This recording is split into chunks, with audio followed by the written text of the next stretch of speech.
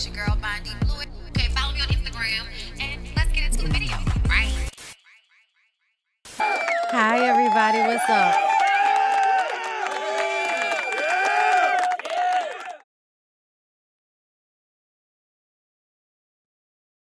have to get the tomatoes out of my teeth. I'm sorry, y'all. I just finished eating. Hold up. Okay. I'm ready. Hi, everybody. Oh, my God. Oh, my God. Oh, my God. We just had our first, ladies first podcast live show in Atlanta, Georgia. Okay. Jamie, Niecy, and I entertained about 77, 75, something like that amount of people. It was a packed out house. We really, really had a great time with y'all. We are so grateful to everybody that came through. We are already in the plans of possibly doing another show before the end of the year. So if you trying to fool la la with us, get your money ready, ho. Get it ready, girl. Get it ready, okay? The couples, the men's out there that like us too, get y'all shit together. All right, everybody that like us, that want to see us live in show, girl, get it together because we gonna do it again, okay? It will happen again, and I can't wait.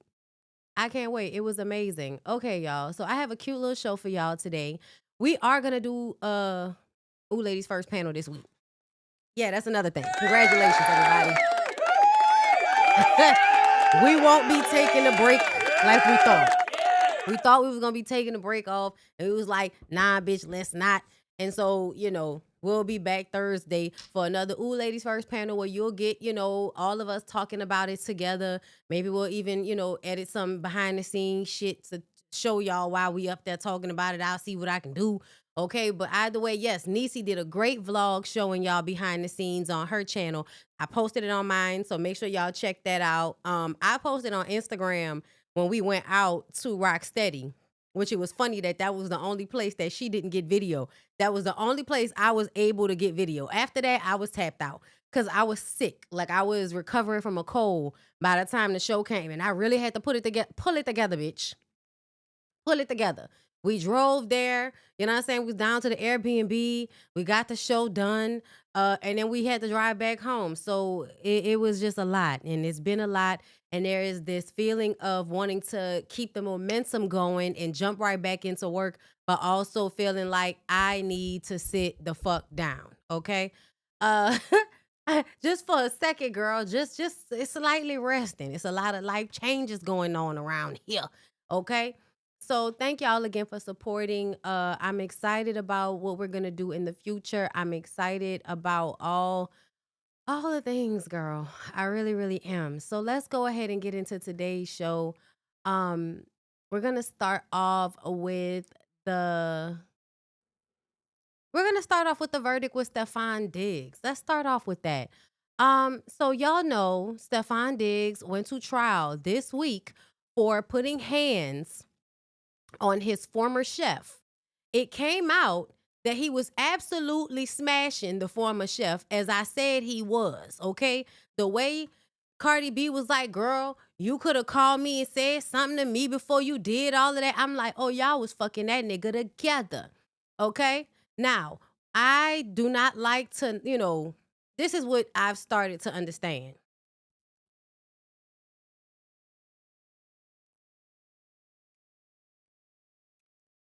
A lot of times the women that end up around men who ain't shit, those women ain't shit either.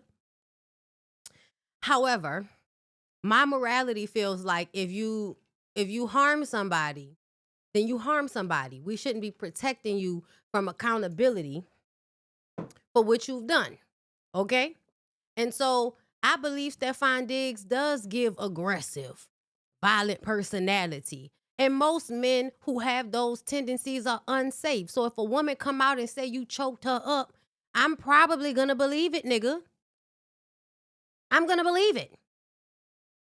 Because I believe the reason why you would get into a sexual relationship with somebody you would later hire as a fucking chef It's because you wanted to be able to get away with the mistreatment of them, because you knew as soon as you say, oh, I fucked her, then nobody would care about whatever it was that you did that was messed up. Nobody's gonna care anymore, because now she's just a hoe that's trying to get a payday, right? And here's the thing. I feel like two things could be true. She could absolutely be a hoe that was trying to get a payday, and you could be a fuck ass unsafe nigga that was taking advantage of the fact that she wanted to be next to you, that she liked your showmanship and your style. Okay? You took advantage of that fact, and now that you have dogged her out and disrespected her, now she wants vengeance on you, and that means using whatever you've done to her to harm her against you. I don't see a problem with that. And a lot of times I feel like in our victim blaming society, how it works out is that, oh, you set him up. Listen, if he wasn't a person that was going to do the shit, the setup wouldn't have worked. Okay? So for me, I feel like even though this lady was not doing a good job arguing her case, she just wasn't, I still believe that he probably did exactly what the fuck she said he did. Now let's go ahead and get into the videos that have come out this week, and then we'll end with the of course not guilty verdict that Stefon Diggs was able to get. I mean, you lost a Super Bowl, you lost your girl, you can't lose the case too. That would be too much. Over those 4 or so years, how would you characterize your relationship with Mr. Diggs? I would say it's complicated. We had it started out as friends. It started out as friends, became sexual, and we would meet up, hang out, and we decided I would come work for him like February of 2025. So you said February 2025, you and he talked about you working for him? Yes. And that's as a private chef? Yes. What were the sort of terms of your employment? Were you going to be living with him? Yes. And how many meals, or what was it like working for him?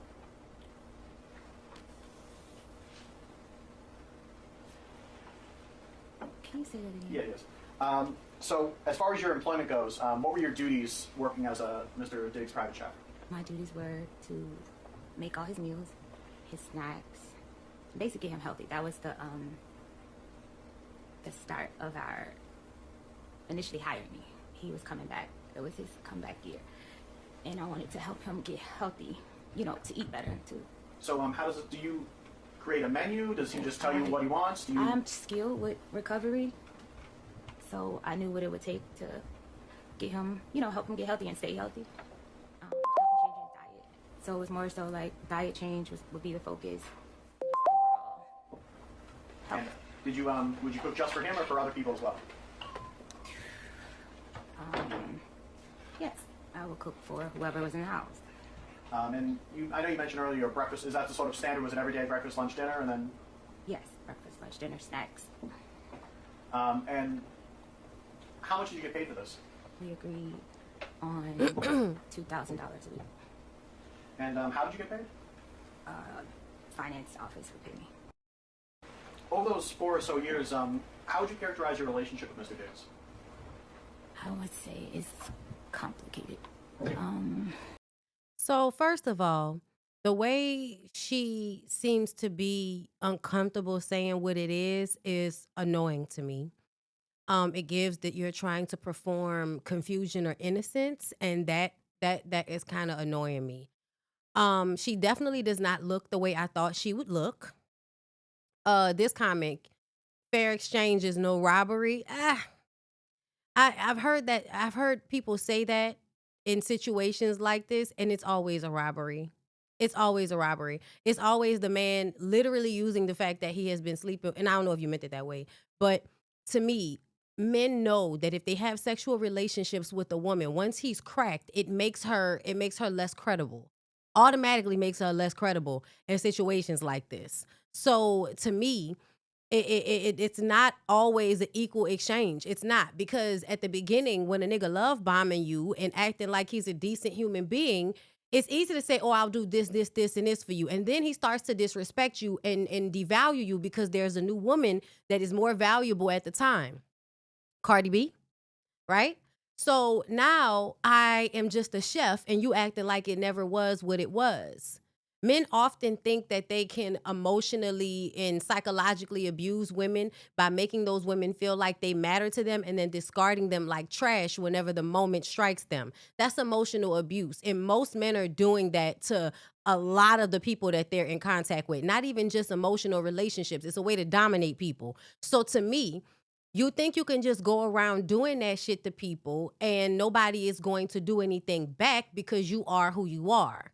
And there is fear instilled. But no, I just kind of feel like, no, every time one of these women comes to the front, everybody like, oh, all she wants is a payday. And I'm like, so the fuck what? What that mean? Girl, what that mean? And the lady is saying that there was unpaid wages on top of the fact that she's saying he physically abused her.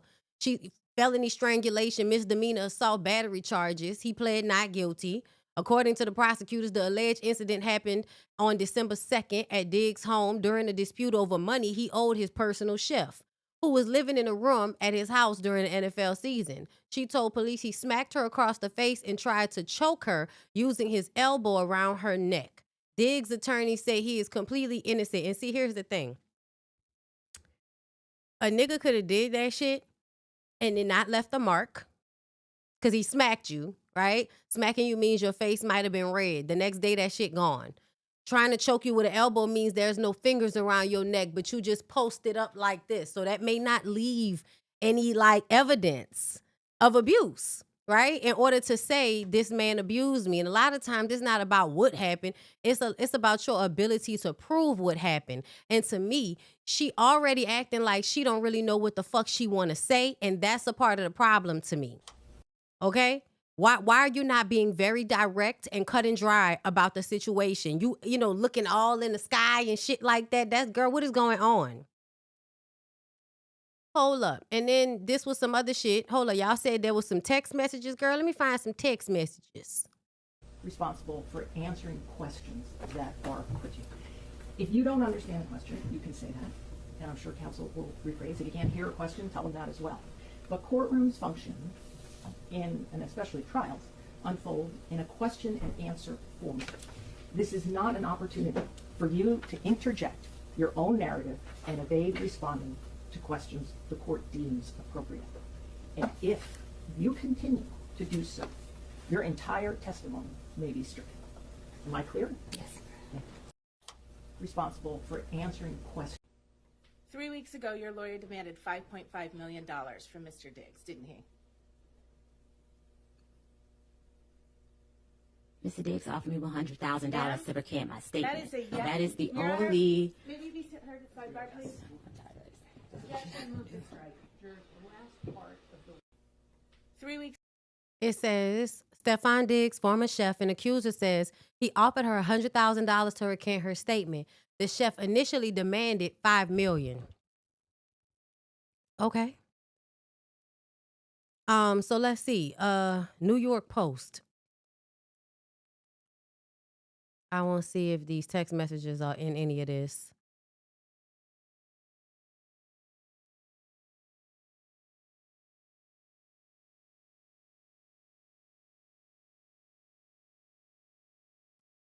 It's not in here. I want to see these text. Where are these text messages? Okay. The alleged text messages between NFL star Stefon Diggs and his former personal chef Jamila Adams became central evidence in an assault trial Diggs was found not guilty of. Okay, today. Yeah, today. So here are the text messages. The documents obtained by Boston 25 News show a screenshot of an alleged conversation between Diggs, 32, and a woman who is accusing him of assaulting her. You will be paying me out for the season and the money you said you would give me for my business. Wasted my fucking time being here because you got a fucking circus going on, she wrote, according to the screenshots. I'm out of your life. We remember these, right? He said, I won't be paying you shit. Fuck, I look like paying you and paying another chef. Is you high, B-I-T-C? I'm sorry, B-I-T-C. He can't spell. I mean, well, he didn't spell it out all the way. who the fuck gotta give you money give you wait, hold up. Who the fuck gotta give you money for your business? I'm something they crossed out. I don't gotta do a motherfucking thing. And you can get you can get whoever you want. You got my address. Tell them come and take the money. Then fuck you talk child, we know when niggas write dumb, it be hard to read the shit. Tell them come take the money then. Fuck you talking about. Show me I'm pussy. Okay? So to me it sounds like you refusing to pay her money you said you was gonna pay her and money you agreed that you would pay her, and now you're reneging on it because she's saying she doesn't want to stay and work for you because you got a circus going on. Okay, he said, is you high, bitch? He also allegedly wrote, who the fuck gotta give you money? Diggs faces charges of felony strangulation, suffocation, right? According to the police report, the alleged victim went to police on December 16th, telling them that Diggs smacked her across the face and tried to choke her. She said that he was behind her with his arm wrapped around her, said the report. She said that she did feel like she had trouble breathing and that she felt like she could have blacked out. Stefon Diggs categorically denies these allegations. One of Diggs' attorney said in a statement to U.S. Weekly, they are unsubstantiated, uncorroborated, and never investigated because they did not occur. Yeah, no, no, that don't mean that to me. All of that shit could have been true, and you still could have did that shit. Okay. If he's going to live in his truth as a womanizer, then he at least needs to run a tighter ship because I would never try to get over on the woman who prepares my meals. Listen. They don't care. They don't have no fear. They don't have no fear. Okay? What else happened? Yeah. But to me, like the way he talked to her, the shit that is, being said, like you could have just paid not $5 million, but it seems like before it even got to that point, you were telling that lady you wasn't going to pay her the money that you owed her. Okay? Then Stefon Diggs' hairstylist claims Mila said that she would make him pay and take lawsuit to blogs. One of the things I hate to see is whenever a rich person is arguing against something they've been accused of and they go and get people that they pay for their, livelihoods to come and speak on their behalf as if it's not a conflict of interest that this person employs you. Like they employ you, bitch. You think I don't think you're gonna tell the truth. I think you're gonna come up here and lie for this nigga because he's paying you. I'm just saying, not in his situation, but just in other situations. Sue him For what? for the money that he owes her, and like she gonna take it to the blog. She gonna Take it to the block? blogs. Got it. Yeah.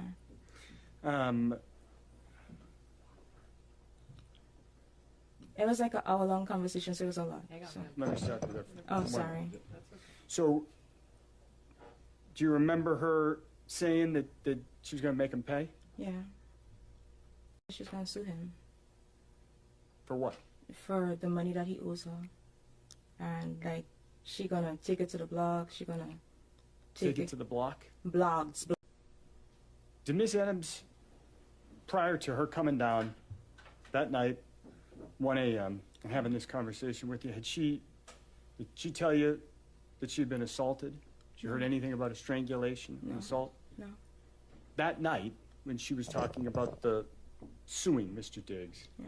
did she say that she had been assaulted? No. I want to back up down to kind of early in your testimony. You said you have a dash camera. Okay, hold up. Because there's more. There's more. This girl was incriminating herself all over the place. Wait, let me find, where's that other video of that whole dancing and shit? Your hands. Hold up. He was leaning against the dresser. He asked me to get up to come here. Hold up. Let me go through this right quick because I haven't seen this. And you pushed with your hands Yes. around what, like his stomach, his chest, his shoulders. Up to block his hands. Okay. And then what happened? And then he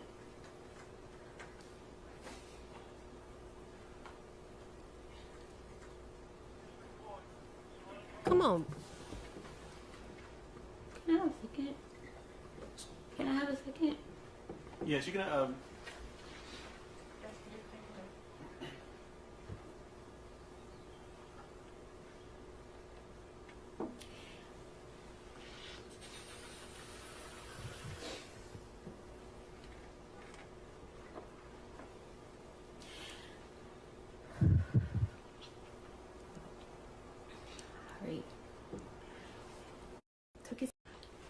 got up off the bed and I came across to him and I stood in front of him, like I stood on the side of him because he was leaning back. I stood on the side of him and he was like, what was all that shit you was talking? And then what happened? And I was beginning to say, you said, and I couldn't finish my statement, and he smacked me. So when you say he smacked He you, smacked me with an open hand. do you know which hand he used? Right hand, right side of my Do you know face. which part of your face got hit? I went to try to like block him, like push him like this, like stop him. So again, I see you're pushing your hands out. I pushed up. He's way taller than me. I pushed up for him How to tall are you? 4'11", 5 feet. And how tall is he? Do you know? 6 feet, 6'1". So you said you pushed out and you made a motion with your hand. So is that? He was leaning against. And then this was her. And I'm gonna say this also proves nothing to me. This don't prove nothing to me, bitch. Like, because I was dancing the next day, that mean I didn't get smacked in the face? The fuck is you talking about?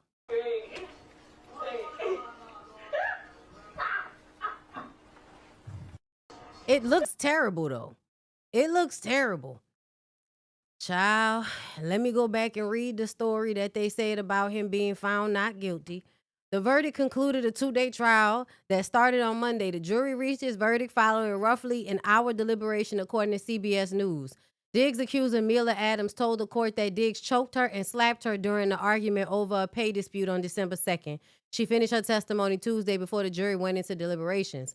Per the police report of the incident filed on December 16th, Adams said that she had worked as Diggs' live-in chef since July and that the alleged argument took place when she confronted him over pay she believed that he had owed her from November. Per the report, Adams said that Diggs smacked her across the face and tried to choke her using the crook of his elbow around her neck. Per CBS News, Dedham police officer Kenneth Ellis, who took the police report, testified that there was no documentation of Ellis' alleged injuries, according to CBS, so no evidence.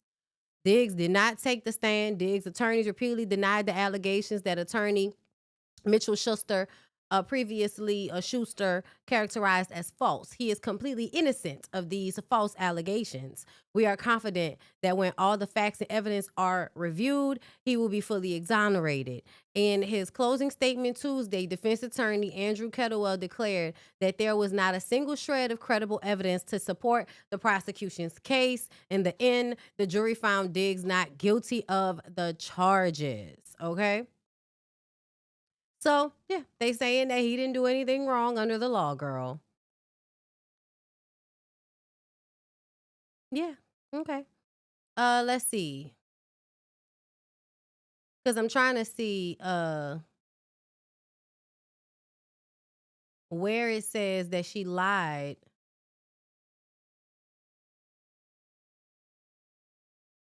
And the funny part about it is, like, it still was low-key that witness tampering shit. Like, I'm glad they didn't do anything about it, but, I'm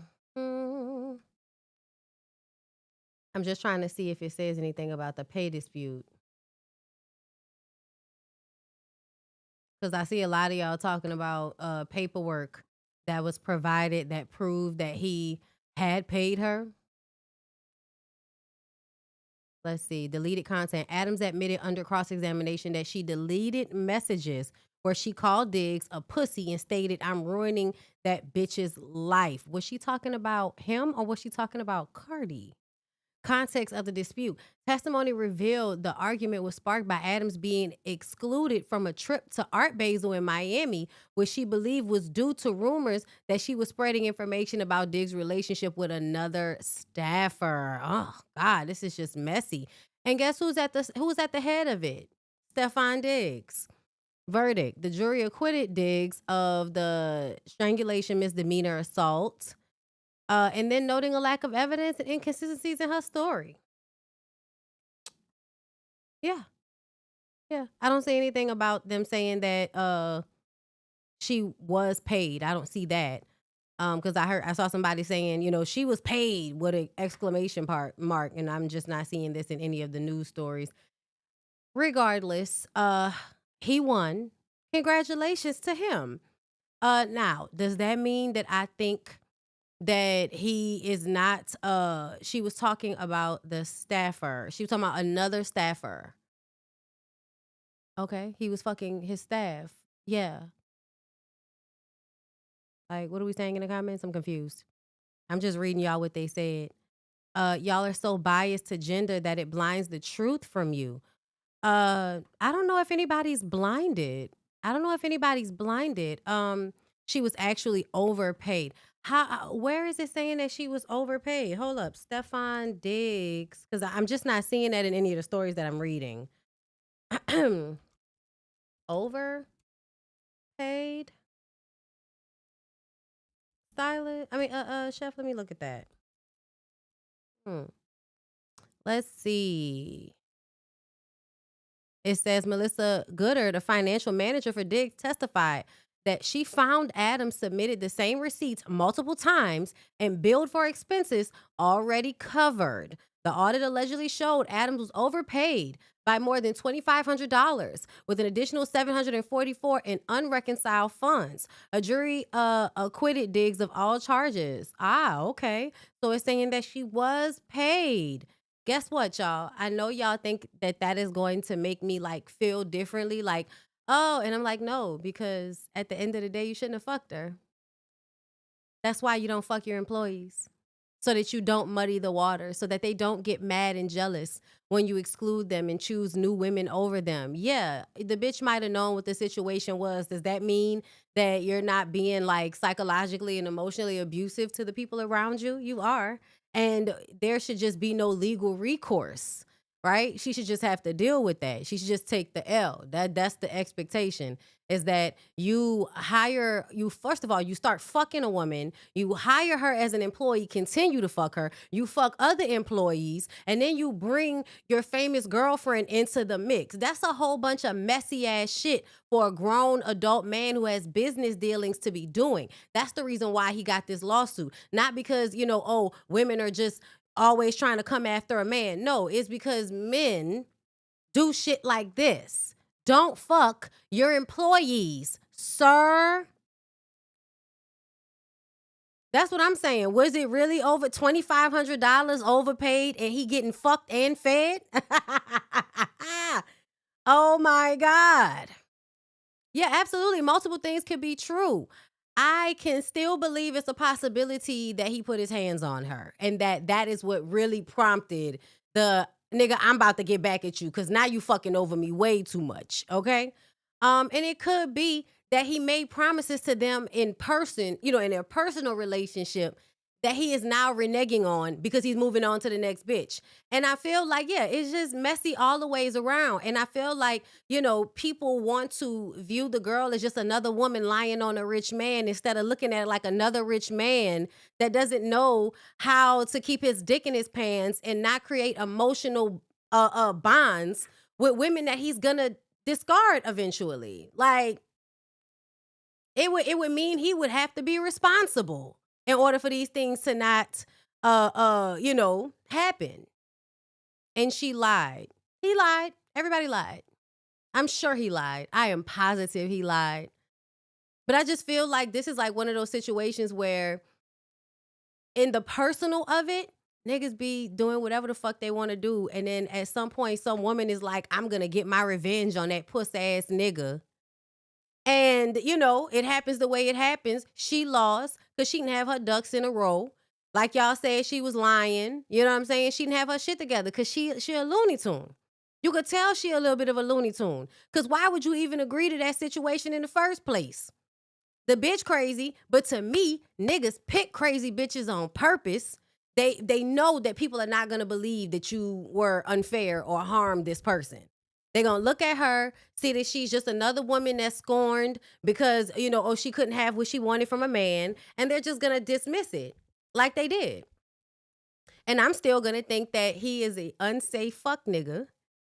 And he's just lucky this time. That's what I'm going to say. Congratulations to him, though.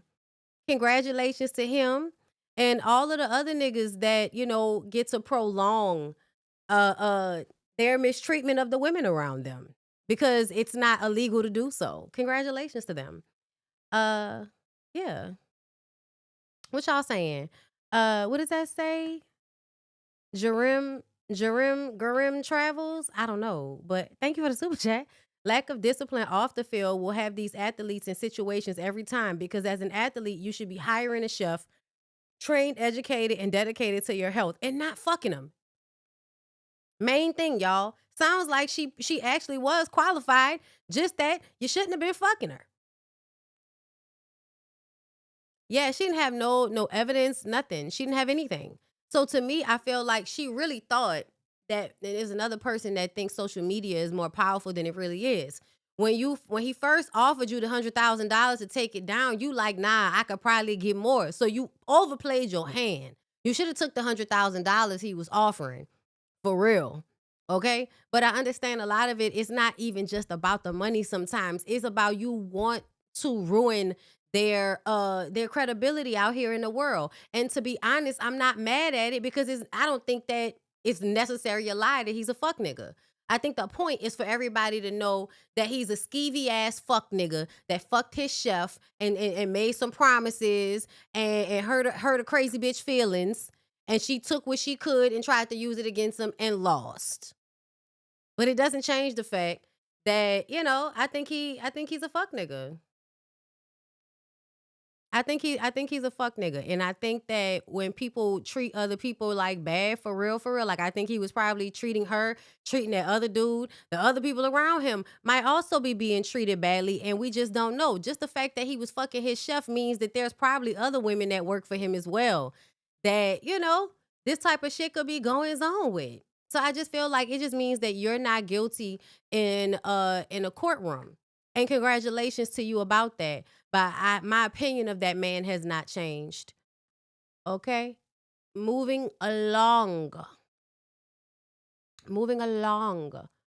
So we were talking about Meg Thee Stallion, and, you know, y'all, Meg Thee Stallion cut her show early.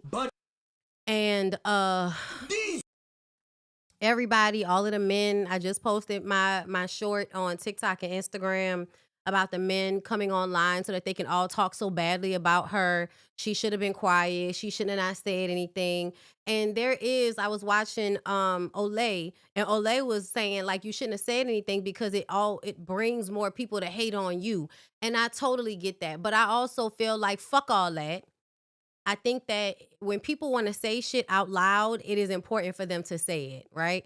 Because a lot of times healing is speaking the shit out loud and not keeping it in for protection of the other person. A lot of times I think that's really what it's about. Fuck protecting them. I'm going to say this shit out loud and let the cards fall where they may. Y'all niggas hate me anyway. I imagine that was the mentality behind posting it. And also, I think that she was about to cancel the second, you know, those 2 last weeks of her show on Broadway. So I do think that she needed to have a reason for why she was about to cancel that show. And breaking up with him cheating on her going through a lot, that's a reason for somebody to sit down somewhere. And I know Q, Funky Dineva was like, you know, old people paid and da-da-da-da-da, and yeah, I don't give a fuck. I'm sorry, y'all. At some point, we have to actually start practicing what we preach when it comes to treating people like they're humans and not like they're just machines that have to hit a quota, or machines that have to make sure that they, you know, they make the money. And that's what is, you know, oh, you got to make the money. Don't let nobody miss out on making the money and all of that shit. And I'm just like, nah, man, if you can afford to say, I can't do this, I need to rest, I need to stop, I'm overworking my body, then you should make that decision before your body makes that decision for you. And that's just how I feel about it. I don't feel like anybody should be making themselves sick to appease outside people. I don't agree with that at all. But either way, y'all know Stephen A. Smith had a lot of dumbass shit to say, you know, from behind his hairline. And then Klay Thompson told Jay Williams to go touch grass because the Jam podcast dudes was going off, right? I think it's Jam something. I forgot the whole name. But he's also a cheater, pussy nigga. You got this nigga dick so far down your fuck ass throat, you can't even hear yourself right now. Stop asking society to police relationships. What the fuck are you talking about, Stephen A, while you're sitting on your podcast talking about these people relationships that you don't know about? Yo, I cannot stand this bitch ass nigga. Bitch niggas like Stephen A don't have a moral fucking compass. Bitch niggas like Stephen A, this is what they do, guys. They say, I can make money off these dumb niggas in this corner right over here. Because these dumb niggas in this corner right over here don't have a lot of community. As a public figure, if I put a little bit of fuel to the fucking fire of these dumb niggas in the corner that don't have a avenue. Well, Matt, why can't they express themselves? Because they're a bunch of lame ass niggas who hate women. Stephen A still goes though, I gotta jump on this. But he's also a cheater, pussy nigga.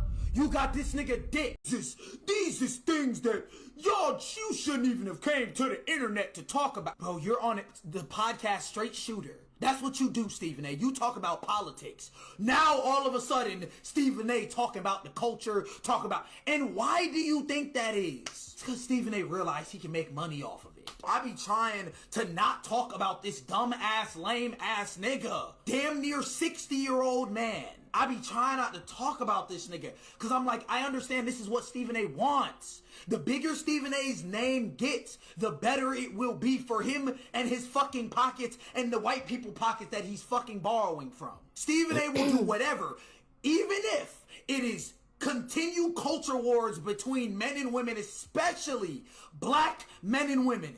He will do whatever as long as it keeps his bitch ass paid. This is after a $100 million contract. I'm so tired of niggas. These is things that you shouldn't even have came to the internet to talk about. Bro, you're on it, the podcast Straight Shooter. That's what you do, Stephen A. You talk about politics. And Clay said, please go touch grass. So Clay is telling this young man to go touch grass. And it's always so interesting to me whenever the people that are actually touching grass, because they think about things. Like somebody said that shit to me one time, and I was like, child, nobody touches more grass than me. Shut your dumb ass up. You don't know what the fuck you talking about, okay? People that are angry about things, a lot of the times, their anger is righteous. Not all the time. Sometimes you hoes is crazy, right? We're going to get into crazy hoes. Antonio's, thank you for the super chat. Why can't you get some box from your employees from time to time and we all just be cool? Child, imbalance of power. That's why. Because it's an imbalance of power. That's why. Because you can then hold money and careers over people's heads. That's why. Okay. Hey, Jamila. Thank you for the super chat. I'm so glad the nephews had some sense, because the Gen X like Stephen A are embarrassing. No, seriously. The Jam podcast dudes are I love them. They're really, really dope. I've been following them now for I feel like at least a year. And they just really make good content. They have really great takes. They seem like they are reading the books. I don't know why, but it just kind of seems like, you could tell motherfuckers have been reading books because they know what the fuck is going on, right? Like, it annoys me whenever people talk about the gender war shit, because I'm like, y'all, the gender war shit is actually based off the fact that men are trying to kill us at large. So I don't know what y'all always acting like somebody's playing on our top, making us hate each other. It's like, no, motherfucker, our interpersonal relationships, our day-to-day, relationships are what kind of make us feel like, nigga, get out of my fucking face, all you niggas suck. And then when somebody say all you niggas suck because y'all always harming somebody, everybody wants to act like, oh, women hate men. It's like, you hated me first, bitch. You hated me first, bitch. Okay? So yeah, I felt like that was so whack for Klay Thompson to come out and even comment talking about touch grass. Like, such a goofy ass up, nigga. Like, for real. Be quiet. Shh, don't say nothing. Then, y'all know Glorilla was in the DMs and all that. I mean, in the stories, posting laughing emojis, and nobody knew what the fuck she was laughing about. Okay, bitch. If nobody has learned this about me yet, I don't clear up rumors.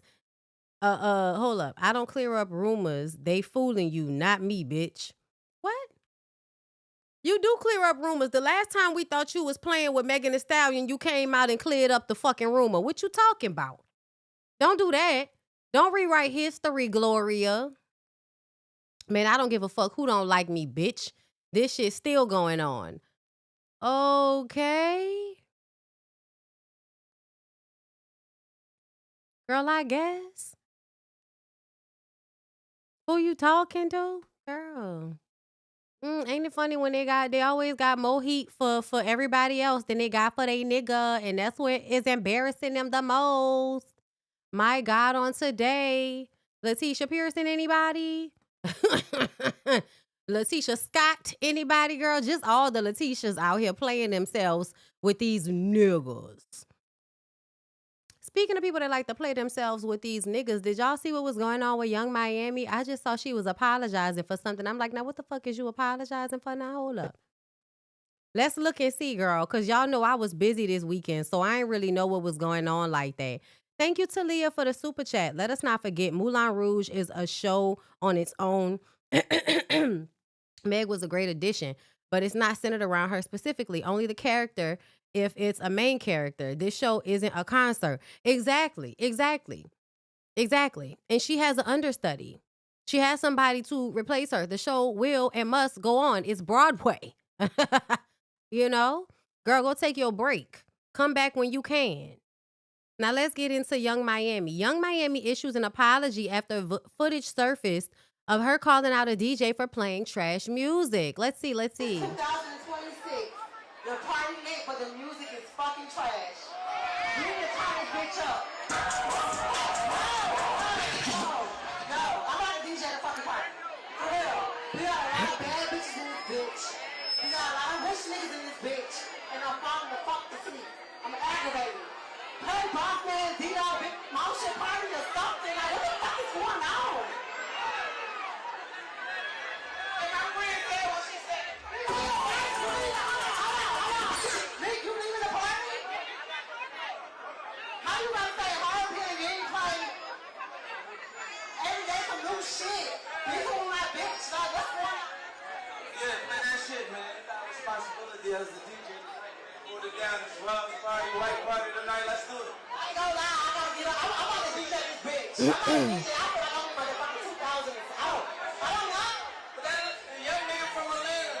It's 2026. The party lit. So that's what she said. I don't know what they was playing before, but how the party lit and the music trash. I'm confused. The night with the DJ. We was in Miami. I was in the spirit of the moment, you know, just trying to get lit, trying to turn the party up. Y'all know I'm a fun girl. I was just genuinely trying to have a good time. The video took place. And I just want to send a publicly apology to DJ Sean Mack. Shout out to DJ Sean Mack. It was never my intentions to publicly disrespect somebody or make somebody look crazy again. I was just trying to turn up, have fun, have a good time, and it happened publicly, so I'm sending my publicly apology to DJ Sean Mack. The night with the DJ. We was in Miami. Her makeup looked pretty. Girl, I don't know what you apologizing for. I mean, I don't know why you would even do that. Like, just go up there and ask him to play something. You ain't have to, get on the mic and be like, nigga, you a trash ass DJ. The fuck? I could do your job. Just play the song. The fuck? Yeah, girl, you be drinking. You was drinking and you was on one and you got ahead of yourself. And, you take a deep breath, girl. Drink your brown liquor and sit down. If the music, you ain't feeling it and they don't want to change the song after you ask them nicely, then just leave. Just leave, girl. Sometimes I feel like, well, Young Miami, maybe you should start DJing. You be out here hosting these parties anyway. I mean, I don't know why I feel like she's somebody that keep trying to find a way not to work. So me saying she should go and DJ is probably not something she would want to do. But I'm like, why not? Girl, because you can't rap that good. And if you and JT not going to get back together, I don't know what the fuck y'all going to do. I don't know how her last album was doing. But I would love for her to go and actually become a DJ. Like, go be a DJ, girl. You would get paid all types of money to fly around the world and be Young Miami the DJ, girl. Like, just go ahead and Spinderella the situation. Y'all know what I'm saying? Spinderella the situation. Now let's move on because I have other stories to get to. So first of all, did y'all see how Rick Fox was getting into it with people? I was like, girl, what is going on when the elderly are out here in the streets acting a fool? What happened? But he's Hold also up. Let's see. Let's see what happened with the elderly. What happened? Okay. This tent is not, listen, sir, this tent is not going to be here. We told them before they walk down there and move these tents and bring them down here, we told them we park our vehicles here because this is a marker. As you can see, we started from across the road and we come straight across. We put our vehicles here as a marker, and I told them, you are a witness, that I told them before they walk down there and bring these tents down here. I don't like your energy and the way you talking to people. That these are our vehicles, and we have reserved this spot for the 20 by 20. We was only waiting for the gentleman to come and move the tents and bring them here. Okay? Is that in the rules that you mark? I don't give a fuck about no rules you talking about. User, wait, listen, hold on. Hold on. We don't take you long. Let him go to jail. Let him go to jail. Go to your fucking car. Let him go to jail. You can't. Don't do that to me. Don't do that to me. I understand. Don't do that. Fuck them. Fuck them. You get crazy. You get crazy. But you don't freak out yourself, yeah? You don't freak out your fucking self, buddy. Hold on. You don't freak out yourself. This. Ready? Right here for y'all. All day long. Right here. You don't freak out yourself. You don't freak out yourself. Police. That's right at the jail. You a part of this. Police.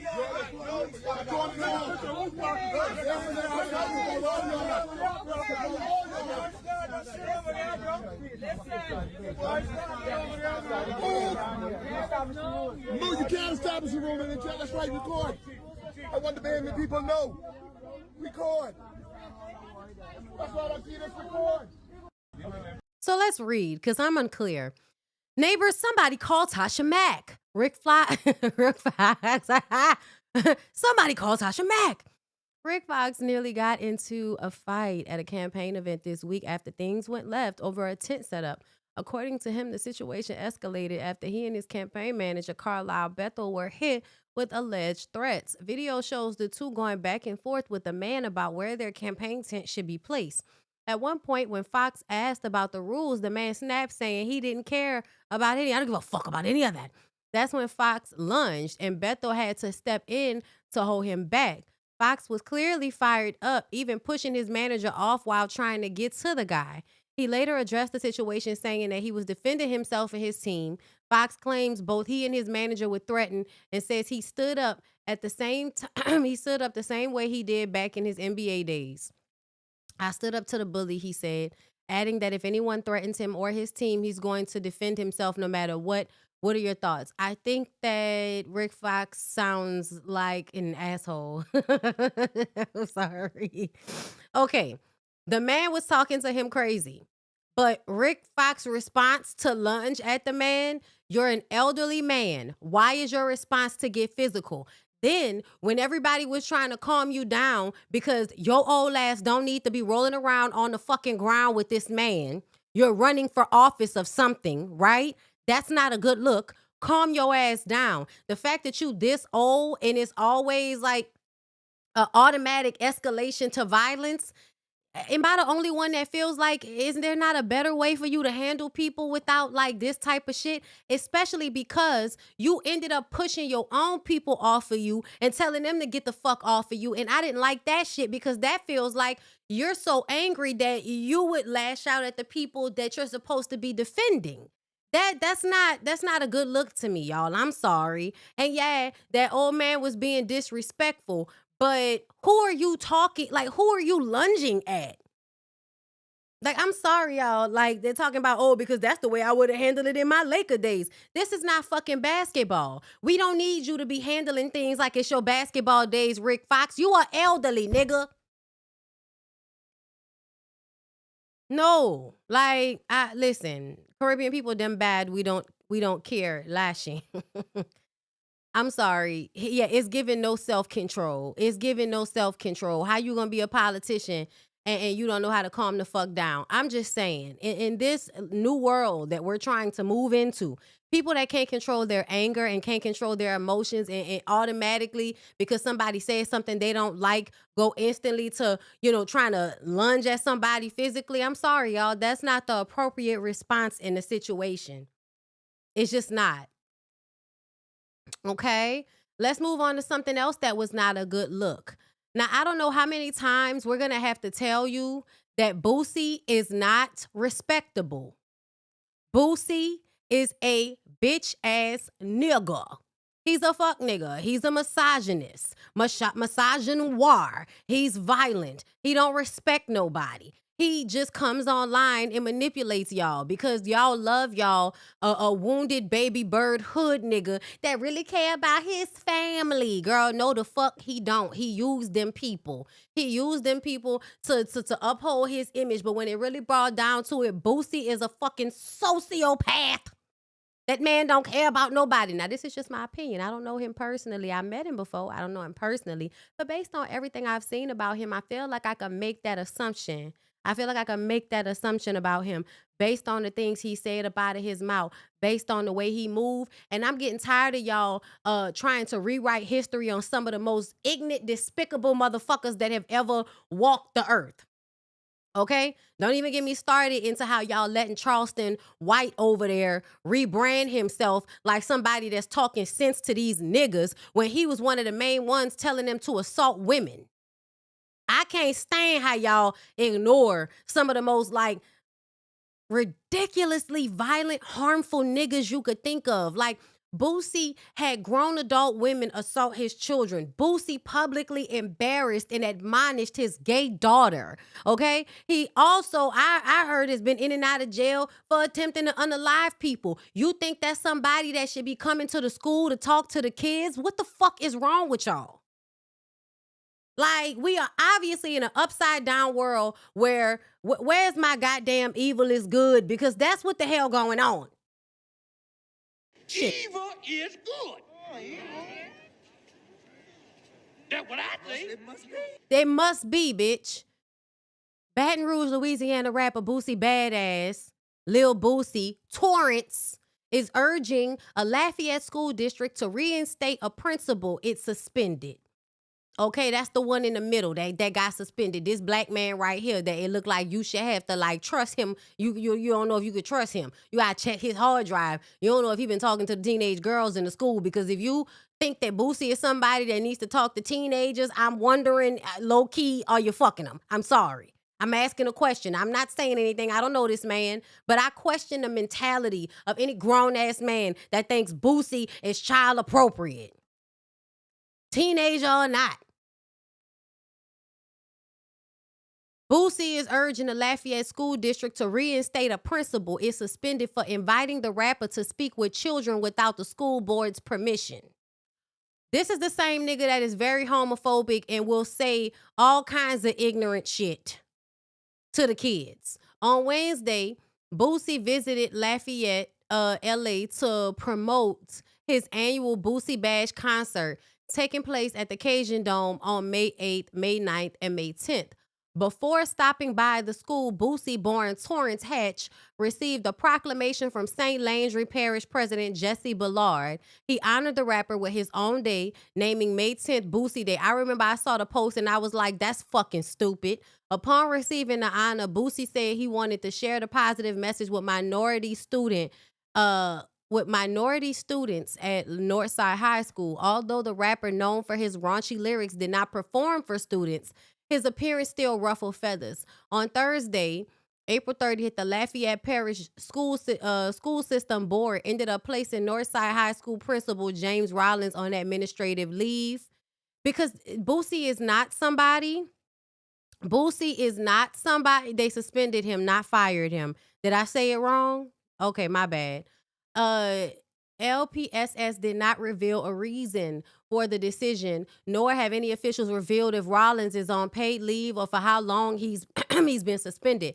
However, sources told the Acadian Advocate that Boosie visited the high school campus without district approval from Superintendent Francis Touche.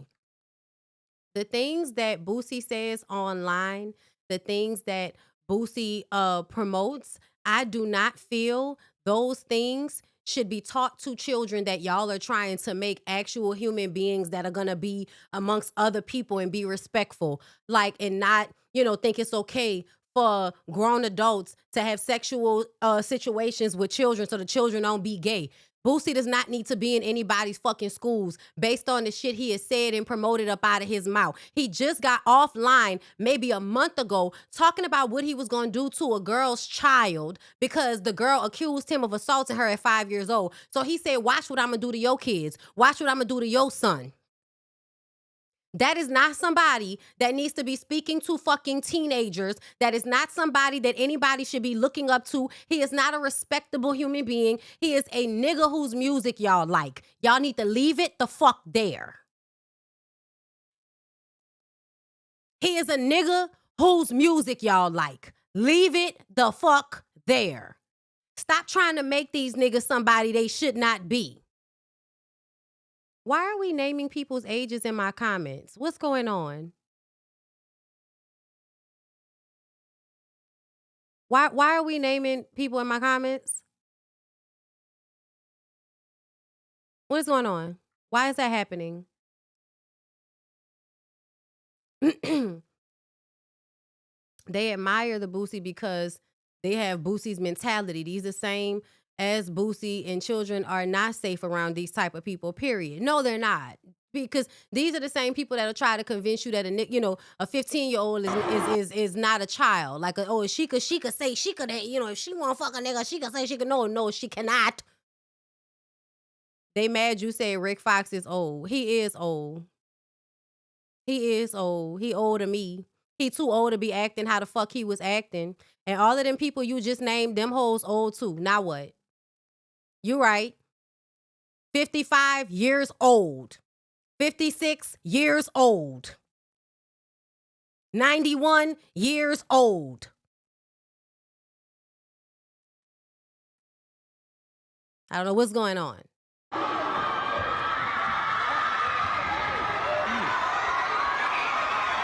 Rapper Lil Boosie got a warm reception from students here at Northside High. But hours later, the Lafayette Parish School System gave the principal the cold shoulder. James Rollins, principal at Northside High, has been placed on administrative leave just after Torrance Hatch, stage named Lil Boosie, made an appearance at the high school. While the Lafayette Parish School System declined comment on the reason. Nigga walking around in white hair, and I can't say he too old up there trying to fight somebody. I hate, I'm starting to really get annoyed when people get offended by being called old, because I'm like 37 and I call myself old and everybody gets mad about it. What is the big fucking deal? Like, what is the big deal? What is the big deal? I don't get it. For suspending Rollins, the rapper-songwriter says he only stopped by the school to put smiles on faces and inspire students. Inspire them to do what?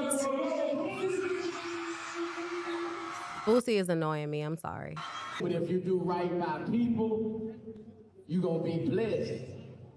I feel bad about it, man, because it was a genuine situation. All I did is said a few words to uplift the kids about life. Is this not fun? About I'm sorry. Me cursing out Boosie is not fun? About purpose, about things like that. The kids enjoyed it, man. Hours before he stepped foot on Northside's campus, he was giving proclamation by the parish president, Jesse Bellard, naming May 10th Boosie Day in St. Landry. And that was stupid too. He must have paid for that. Parish. How a nigga that's like got FBI cases pending and shit, that's somebody that y'all want to be giving keys and proclamations and shit to. I swear to God, y'all have no y'all have no standards. Y'all have no good standards or expectations. I thought we was having fun. I thought we was laughing too. I didn't know. I didn't know it was all doom and gloom, girl. My bad. This is what I got for y'all today. I'm sorry. May 1st, 2026, the Superintendent Francis Touche released a statement about Boosie's Lafayette school visit. Lafayette Parish School System first priority is always the safety of our students and staff. Attention teachers and students. Attention teachers and students. LPSS approved a visit through our standard safety protocols and procedures by Lil Boosie to Karen Crow High School on Tuesday. A visit to another school campus that had not been received. So y'all approved him to go somewhere else, but not to this specific school. Something is wrong with all of y'all. Something is wrong with everybody involved. I'm sorry. I don't give a fuck who these kids think they should be looking up to. Y'all as the adults should know that Torrance is not somebody that teenagers or anybody else needs to be looking up to just because y'all want to coin him king of the South or whatever the fuck. He is a problematic, fucked up human being, and I am tired of y'all putting people like this on a pedestal and telling me that I got shit in my eye and now I'm looking at a shit stain. I'm not even about to listen to him with all it because I don't even like this camera angle. Why I gotta look up at the boogers in your nose? I don't want to look up at the boogers in your nose, Torrance. Speaking of how Louisiana ain't shit. Now, this is what I thought was actually serious. Girl, I thought this was the serious part. Down here in New Orleans and Louisiana, girl, we got a whole bunch of shit going on, okay?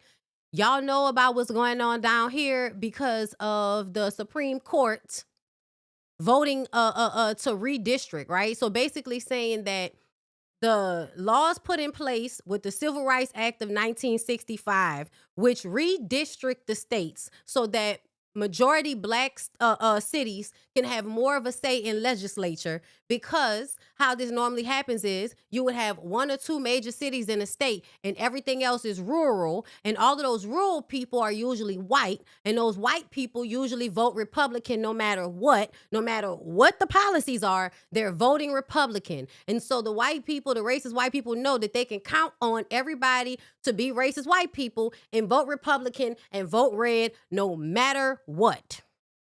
Right? So we had to redistrict to make it fair because the cities are the ones that bring in the most money. States make money off of tourism and off people spending fucking money. And usually the larger populations is where most of the money is being made. So out here in New Orleans, most of the money that's being made in the state of Louisiana, a large portion of that fucking money is being made down here in New Orleans. Yet, a lot of the money will go to only certain areas. And in the black areas, unless they bring in a Super Bowl or something, they not really worrying about a lot of these black areas. Don't even get me started on the East. Don't get me started on the beach that they keep trying to bring to the people. But New Orleans has always been a place where if niggas was enjoying it, white people gonna find a way to get rid of it. My mama has been telling me my entire life about certain things, Lincoln Beach and a whole bunch of other things that they used to have. But over the years, white people just chip away. And then when you go to Old Metairie Road and all of that, and Metairie and Kenner and all of that, all of the businesses and everything is there now. Even though when people are coming to Louisiana, ain't nobody trying to fucking stay in Metairie unless they can't afford to stay in New Orleans, okay? So it's obnoxious. It's always been something where it's like, the people that are in charge in New Orleans, a lot of times they will be hands in the pockets, dirty and all of that. And then outside of that, you'll have people that's always trying to take something from New Orleans so that we don't get the benefit of the fact that we make the money, okay? Our tourism, what we add to the state makes the money. Nobody's coming here, except for now Shreveport, maybe Alexandria, Lake Charles. Those are some places that people might come to. They have comedy shows and shit like that in those places. But outside of that, ain't nobody trying to be in East fuck, South fuck, Louisiana. Like, no, they're not. Okay? So it's always a battle between old white money and the new black people that's trying to make their way in all of this. Okay? So Calvin Duncan sues Governor Jeff Landry, seeks to take oath. So they were talking about, and that's why it makes me so mad when people act like racism doesn't exist. And every time we would have a conversation about how the Republicans were fucking up, I always got to have some ignorant black person in my comments. What a Democrats, what a Democrats. And it's like, we know. But when it comes to policies and who we're voting for, what ends up happening is y'all think y'all doing something special. Because I don't want to keep choosing between the lesser of two evils. Okay, bitch. Well, here we are now, with y'all letting all of this shit slide because y'all not voting, y'all splitting the vote, or y'all want to argue about how the Democrats are always, they always acting like they gonna do something for y'all and they don't. Yeah, bitch, but they were at least not trying to destroy everybody, trying to get rid of everything. And now the Republicans and MAGA are trying to get rid of everything that helps black women make a lot of money in this country. I just was listening to Judge Mathis talk about the shit that's going on with them making it so that all of the like cosmetology schools and all of that, massage licensing schools, in order for those schools to keep their accreditation, keep getting Pell Grants and all of that, they now have to prove through two or three tests every 3 years, some shit like that, that people that leave their school, after they leave their school, they have to have a certain percentage of those people making a certain amount of money for the school to keep accreditation, which is the most ridiculous fucking thing I've ever heard in my life. That you're gonna make the school responsible for how people, after they leave the school, go and make money with that specific job. That just seems so ridiculous to me to do that, especially because these are low-key trade things. These are things that people need in our society. The hairdressers, the nail techs, massage therapists, these are things that people pay for in our society. These are services, right? So now y'all are making it harder for the black people that were making their businesses and not having to work in that slave system, but being able to have their own businesses, because that's how a lot of black women was making their money. Now they're targeting the schools. The reason how they're able to do all of this shit they doing, and they're trying to redistrict all over the place so that black people have less of a vote, less of a voice in legislature.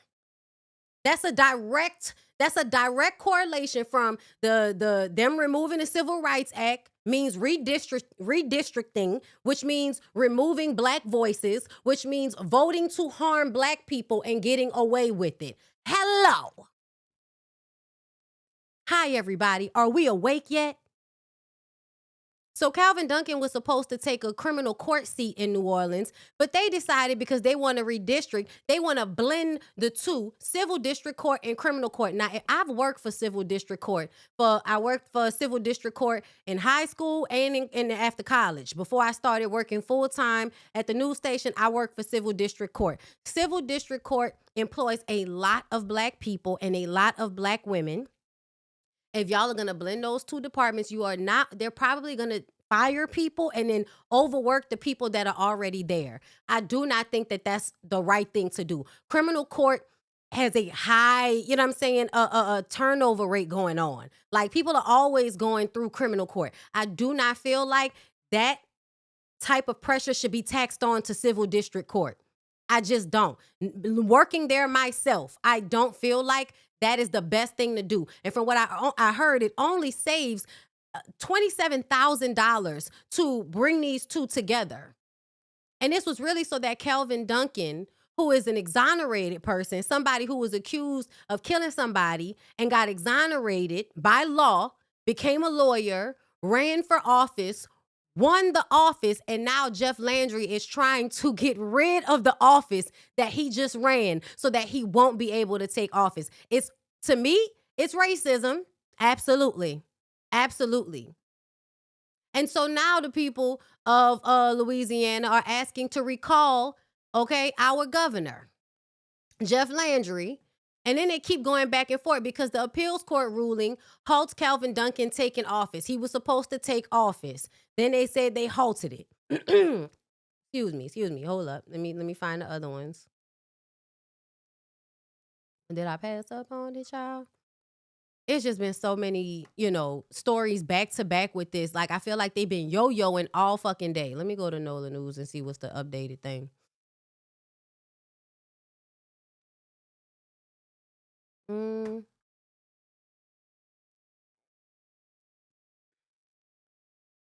Girl, what is the story? Of course, Trump praises Governor Jeff Landry's plan to postpone Louisiana's congressional elections.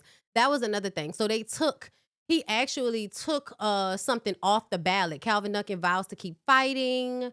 Let me see. I mean, this is incredible. We have. I'm trying to see because I know I saw an update on this. Halt.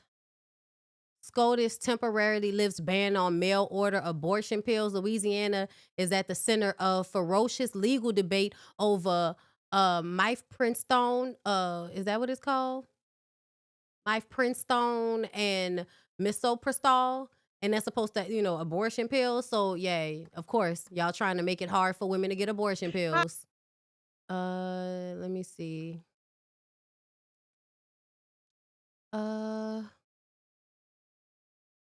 Lie. Y'all, I tried one of them. Nope. Because they always gonna mix some bullshit in there while we trying to talk about this serious shit. Okay, child, let me go to Reggie's page. I'm sure Reggie has something about this. And then not if I'm gonna go to Moreno. Our mayor. Let's see. Hey, looks like we got legs here. We got legs with this story. Looks like WWL. All right, this from 2 hours ago. Is officially reporting this. I guess this means that it's real now, or whatever it might be. But I think this is the thing that's most important. This is what most folks were interested in. 500, a little over 500,000. So really 600,000 if you want to be safe by October 31st. So it could be a very haunted Halloween for your man, Jeff Landry. All right, all signatures must be original and handwritten and handed in to the registrar of voters in each parish. If the organizers are able to reach the threshold, then a local election will be triggered to verify the process, and then we'll, get on to the actual recall. So look, I know people had the question of how can you participate? Let me put you on game. A lot of people are asking the right question of where do you go to sign the recall? Let me put you on game of something that we learned during the LaToya Cantrell recall. All you have to do, you right there watching this video right now, if you want your signature to be counted, all you have to do is go to the Louisiana Secretary of State website. Then with you right now watching this video who wants to sign a recall, you click statewide official recall petition form. It's right there on the page, okay? And then all you and yours has to do is take this form right here, this second page, and fill that bad boy out. Fill that puppy out, right? Get as many people as you know they can fill in. You can do a whole thing where you have like a whole night and y'all can fill these pages out until your heart is content. And then all you have to do is mail those forms to that address, and then they will be able to take care of the rest, okay? We're gonna speed up some of the process that we learned from last time. So all you gotta do, man, is get them out the paint.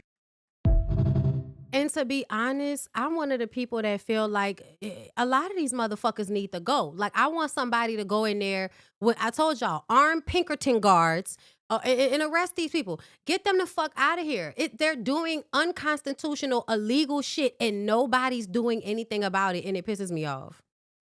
So do what you gotta do, people. Okay? Go sign a petition, girl. I had to tell y'all about that because it's really pissing me off, the shit that's going down. Okay? I know. I wonder if the black churches are organizing as well, because that's the best way to get a lot of names is to take that paperwork and go down to the churches on Sundays. Y'all sign to recall these racist sons of bitches and get them out of here. Okay? Now let's move on, y'all. Let's talk about Dr. Cheyenne Bryant, because people been tearing her ass up all weekend. Girl, you ain't got no license. You ain't got no license. You ain't got no license. You ain't got no license. Cheyenne Bryant claps back at haters who say she is unlicensed and unqualified after referring to herself as a doctor. I'm the most sought-out psychology expert life coach in the world. I don't need a license for that, sweetie. Now listen, I'm not saying she needs a license to do what she's doing. However, I think her not having a license makes her less credible. unfortunately, in this system where you need licensure in order to ensure that you've passed the test and you are accountable to some form, somebody. You need to be accountable to somebody, bitch. Because otherwise you could just be up here, fucking with the girls' minds and there's no recourse. You know what I'm saying? She admits she no longer practices under a license because she makes more money and not bound by strict board of ethics. And I feel like that is problematic. Just a taste. Just a taste. Just a taste. It doesn't mean she doesn't know the information, though. However, I do think it's extremely problematic for you to be up there calling yourself the most sought after psychology expert in the world. I just feel like that's foolishness. That sounds like something where somebody has large delusions of grandeur.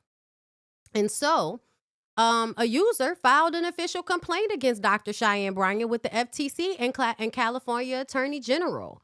My God. Anyway, I went ahead and reported her to the FTC, the CBBS, and California Attorney General. Produce them credentials or update that title, ma'am. Nobody got time to be playing games. You got a whole bunch of people who would still purchase a book or a session by Cheyenne Bryant, MS. Update your caption. She also does not have a master's degree. She dropped out. She only holds a bachelor's. Then you're absolutely not a fucking doctor. Like, that is wild. Why is Marceau in the comments trying to figure out how the person did it? In your report, whose name did you list as the victims? What date did the violation occur? Where did it happen? I'm surprised you didn't call the health department too. Why are you doing all of this question? Is because you used to people running down to the FTC on you? Because you don't like to get no work done? So you just up here defending people that have somebody complaining about them, Marceau? What is going on? She's right below in the comments gloating about what she did. Right. And she's not even a client or a victim. Worry about getting your projects done on time. We haven't seen a finished project of yours yet. That's because you're watching a television show, clown. Man, the hate is real. She first needs to level up to your tax bracket, right? Probably don't own a home or land, but loud and proud. Marceau is Jordan Lane done? And that is not shade. Like, you know what anyone's tax bracket is, including Marceau's, but because you asked, I own mine. Now get Marceau's balls out of your throat. My God. And then Marceau posted a very long paragraph. In the last few years, I have started and successfully completed roughly $30 million in construction projects. Blah, blah, blah, blah, blah, blah, blah. Nobody fucking cares. Erica said it's illegal to call yourself a therapist when you aren't one. If you are causing harm, you need to be reported to keep you from continuing the harm to the community you claim to serve. How in the world are you unlicensed, not taking insurance so that you can be more accessible, but you charge $350 for 50 minutes? I don't care what color you are. Blackness has never absolved anyone from doing harm. I agree with the diva. This is a hater move. Yeah, no, a lot of y'all want people to just shut up about shit like this because you believe that, as long as nobody, you can, pinpoint somebody being harmed, or as long as nobody can be proved to have been being harmed, then there should be like no recourse for somebody just being fraudulent out here in the world, girl. I don't know. Somebody said, let's set the record straight. Psychology has 54 divisions under the APA and not all require a license. Many assume psychology is just clinical psychology, but there are numerous PhDs who study behavior, publish research, and aren't licensed. The issue here is that one-sided perspectives can spread misinformation and discredit experts in non-clinical lanes. Be cautious with what you post, especially when it comes to Dr. Bryant's credibility. A license isn't necessary to be a doctor in your field, and not all dissertations are public. Just my 2 cents from working in higher education in psychology. I'm aware, me personally, that she doesn't need a license to do what she's doing. However, there is a spice of unethicalness for me. Like there's a spice of, her being a little unethical in the way she goes about promoting herself. Also, like that's a lot of money to be charging somebody and you don't have a doctorate. You don't have an MBA. Like, yikes. That's scary to me, because I do feel like sometimes people get up here and they give you terrible advice. And to me, she's one of those women that her advice is touch and go. You know, sometimes I hear something she says and it sounds smart, and other times I'm like, girl, that's such bullshit. Like, what is that? What is that? Moving on. Yeah, she's just a life coach. But I don't know. That's why I don't know if she should be calling herself a doctor. You know what I mean? Because technically, she's not a doctor. If you have not graduated a doctorate program, if you don't have an MBA, you're not a doctor on paper. And if you haven't been, licensed, then you aren't a doctor clinically. So calling yourself a doctor, I mean, it's just like, I guess, calling yourself Dr. Dre, but Dr. Dre just makes beats. He's not actually selling 50-minute sessions to people for $350, hoping to help them get their life together. The person just said that she didn't finish, that she only has a BA. She only has a bachelor's. So I don't know. I don't know. All I know is this is the time of the grifter. So be careful out there. So let's get into Chris Brown, y'all. Chris Brown has a new baby, right? But he also, hold up, let me go to that one first, because this usually happens, right? This is what usually happens. Where's the story about Chris Brown having a baby? He just had a baby. We talked about this, I think, on the Ooh Ladies First panel. But Chris Brown just had a brand new baby, and now his other baby mama, who I believe has the next youngest child, is now taking him to court and putting him on child support. And y'all know how much niggas hate when you put them on child support. I don't understand why they hate it so much, unless they're trying to get away with not paying you consistently or not paying you the appropriate amount.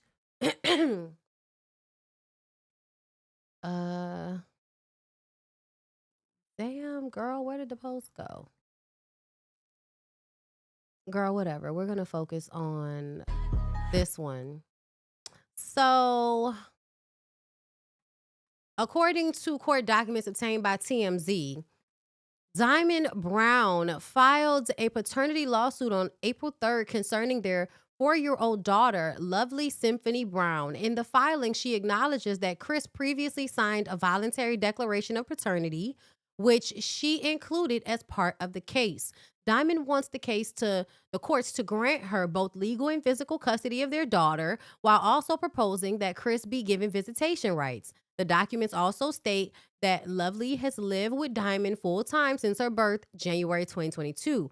This comes weeks after she slammed Chris Brown for allegedly making threats against her boyfriend, despite being in a new relationship with a woman named Jada Wallace. Chris and Jada recently welcomed their first child together, his 4th child overall, after he was called, Jada entered the chat claiming Diamond was keeping Lovely away from the R&B singer. However, Diamond quickly denied those claims. I feel like whenever y'all say that a woman is keeping a child away from a man, I want to automatically say that y'all are a liar and that the man just doesn't want to be bothered because he has other shit going on.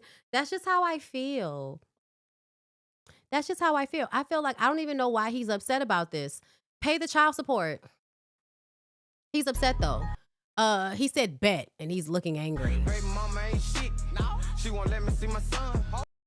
Yeah, whenever they say, "Oh, she doesn't want to let me see my kid," like I don't ever believe that. I don't know why, but it just seems like something that men like to say, and then people like to actually believe. But the truth of the matter is, you probably could have been went and saw your fucking kid. And when would you have had time to go and see your kid between the new girlfriend, the new baby, and the 2 tours that you're getting ready for? Like, get the fuck out of here. Just pay the child support and shut the fuck up.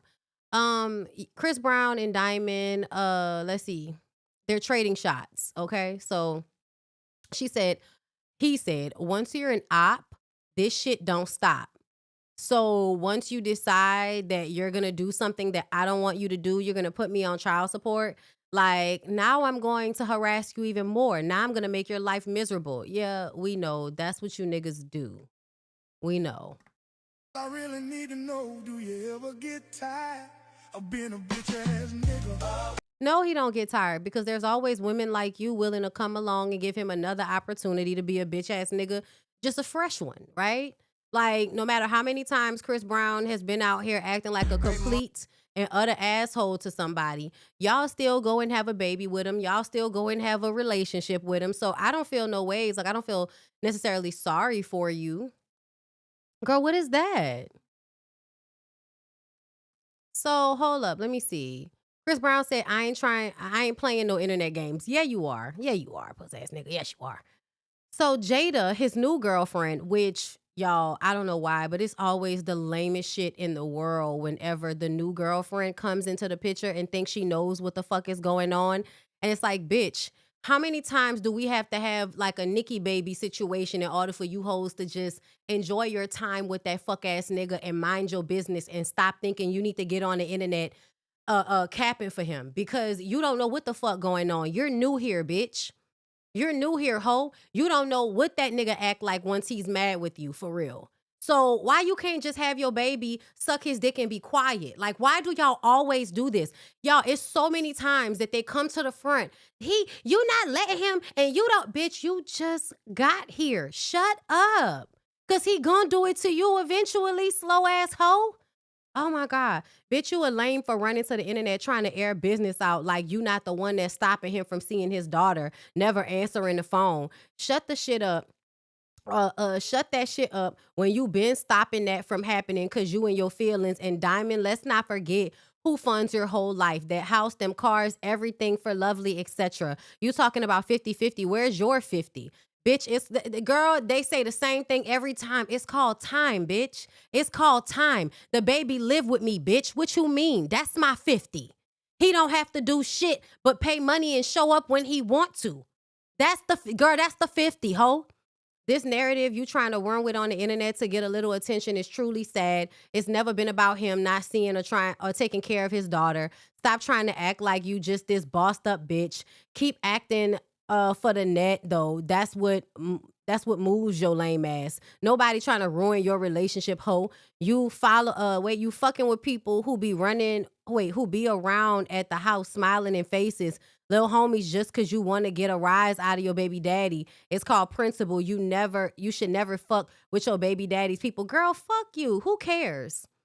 Chris Brown is the type of nigga that'll fuck your family members, girl. He'll fuck your home, girl. Shut up. Like, you just so lame and whack. Oh, pick me ass bitch. Why y'all can't just suck dick and be quiet? You thought you ate with that story, huh? Take your own advice, bitch. Worry about you and yours, not me and mine. Girl, what are you talking about? Like,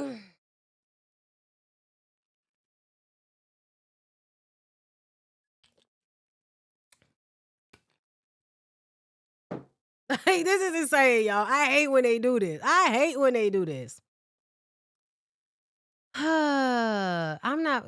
need to hear some more of this dumbass shit. Oh my God, let me see. Bitch, bye. You don't know shit. Okay, wait, no, this the other girl. This is the baby mama, Diamond. Okay, wait, hold up.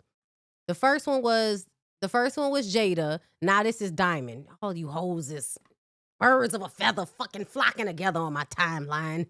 Bitch, bye. You don't know shit. I've known this man for years. You've been around how long? LOL. He say jump and you say how high. First of all, I've been tried to handle this privately. This is the second time he's been pissed about me moving on. You don't know shit. You just came around. The nigga blew up my man's phone and his brothers and started making threats. I don't take that shit lightly. You ain't want no smoke for real. And this is not surprising, y'all.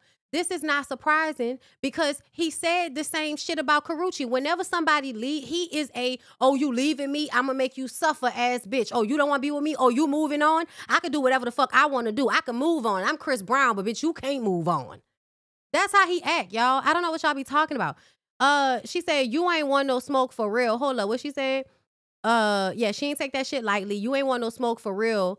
Ho, watch your mouth. I never kept CB from Lovely.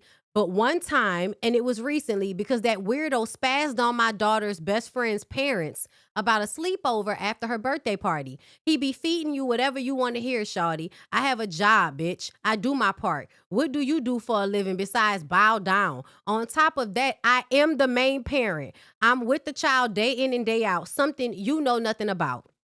Fucking with my baby daddy's people, you dumb. This is how I know you know nothing. I've been known this man before I got pregnant with Lovely. Get off social media, bitch. Wait till that baby come out. I'll whoop your ass for real.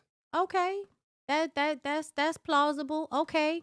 Bye, girl. You never thought you was the last. Diamond said, of course not. Nobody been wanting that man for years now. What I'm not messing with is the fact that he's been making threats to my man and my relationship because I'm trying to move forward. Don't speak on shit you know nothing about. I believe her.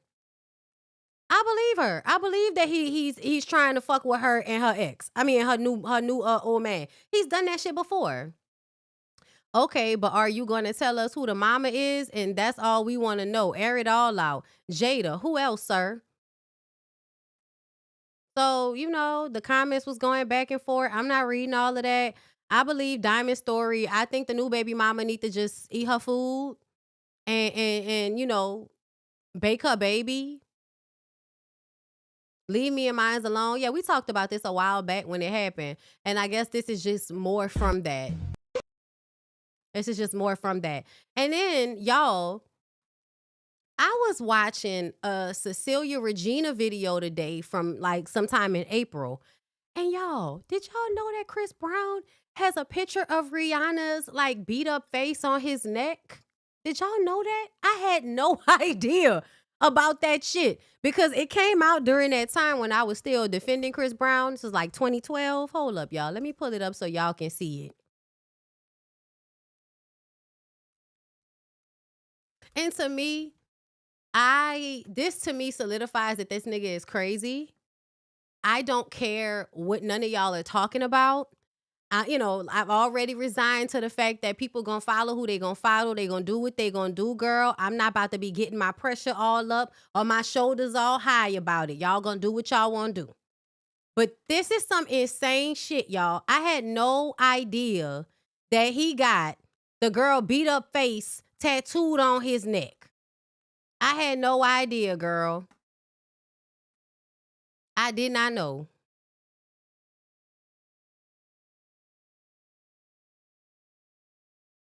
That's some real sick ass shit. And the story behind this, he did this to kind of show, he felt bad about it, like wearing it on his sleeve. That's what everybody was saying. Oh, he wearing it on his sleeve.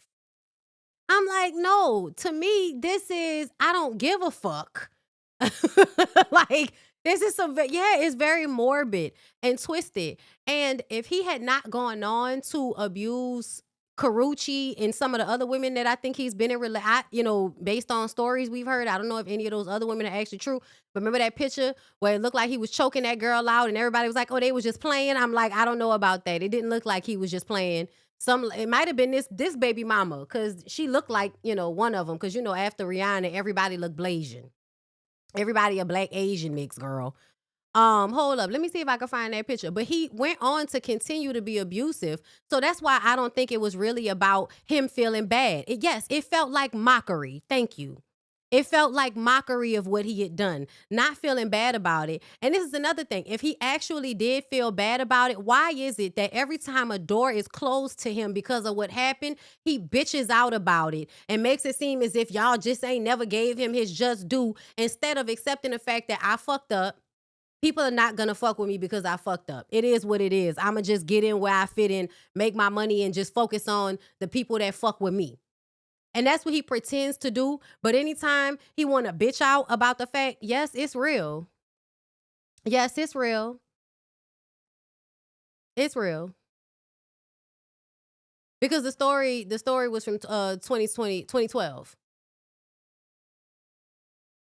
Somebody put on Facebook, I was today years old. This is from July 5th, 2025, right? Because a lot of us didn't know, girl. We had no idea. We had never seen that shit before. I had never seen that shit before, bitch. Hold on, let me pull it up. This is on CNN from 13 years ago.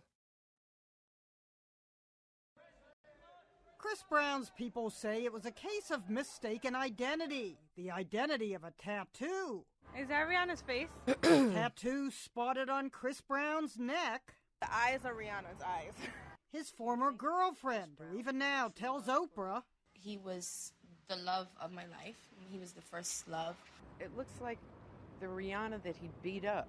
it looked so much like battered Rihanna that even after Brown's representative said it wasn't her, just a random woman, even then when TMZ asked readers about Chris's tat, 3/4 said it was definitely Rihanna. It's creepy. It's gross. It strikes me as sick. Just the idea that Brown would have a tattoo of a battered woman on his neck prompted tweets like, "The end is near, folks. Stockpile water and bullets." But one young woman we spoke with looked at the tattoo and saw something different. That's what you thought? That's what you thought the world was about to end about Joe Rogan? A skeleton, maybe?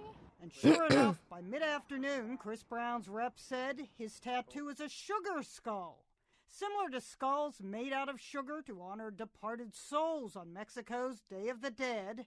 The rep described the tattoo as a sugar skull based on a MAC Cosmetics design.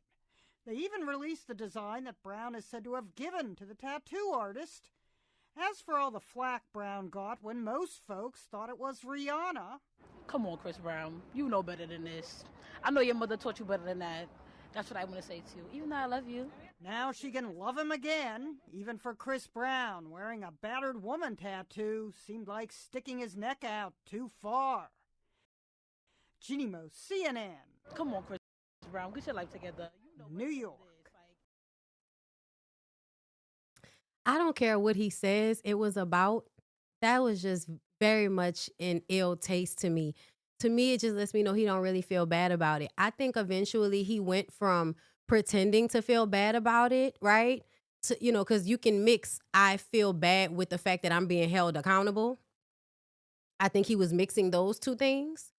But ultimately, the way he's responded in years since, it just makes me feel like, no, you're somebody that doesn't feel bad about you putting your hands on people.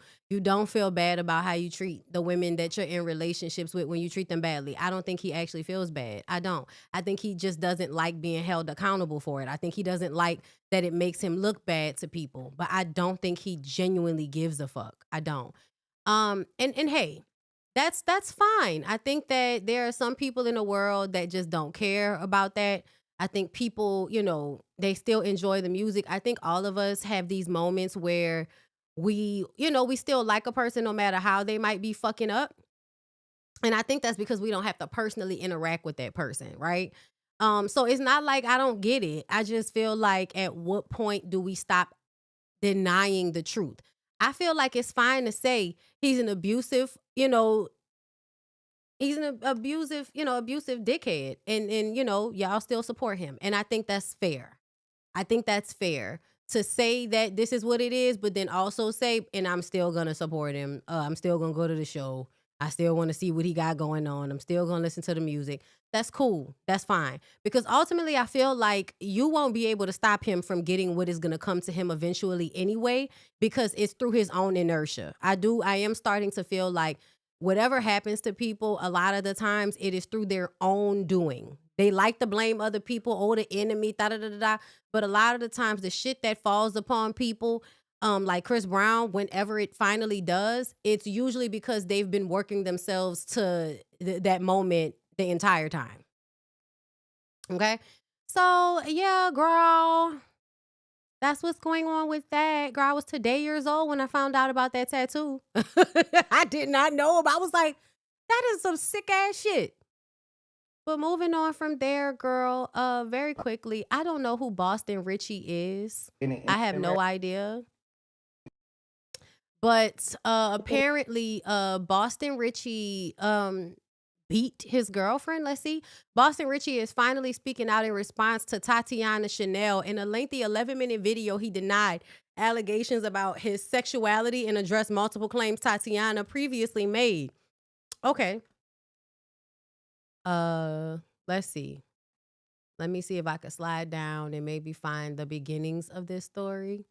Because I was saving shit while I was out of town and, you know, while we were doing everything. But, girl, I wasn't keeping track because I don't know who the fuck that is.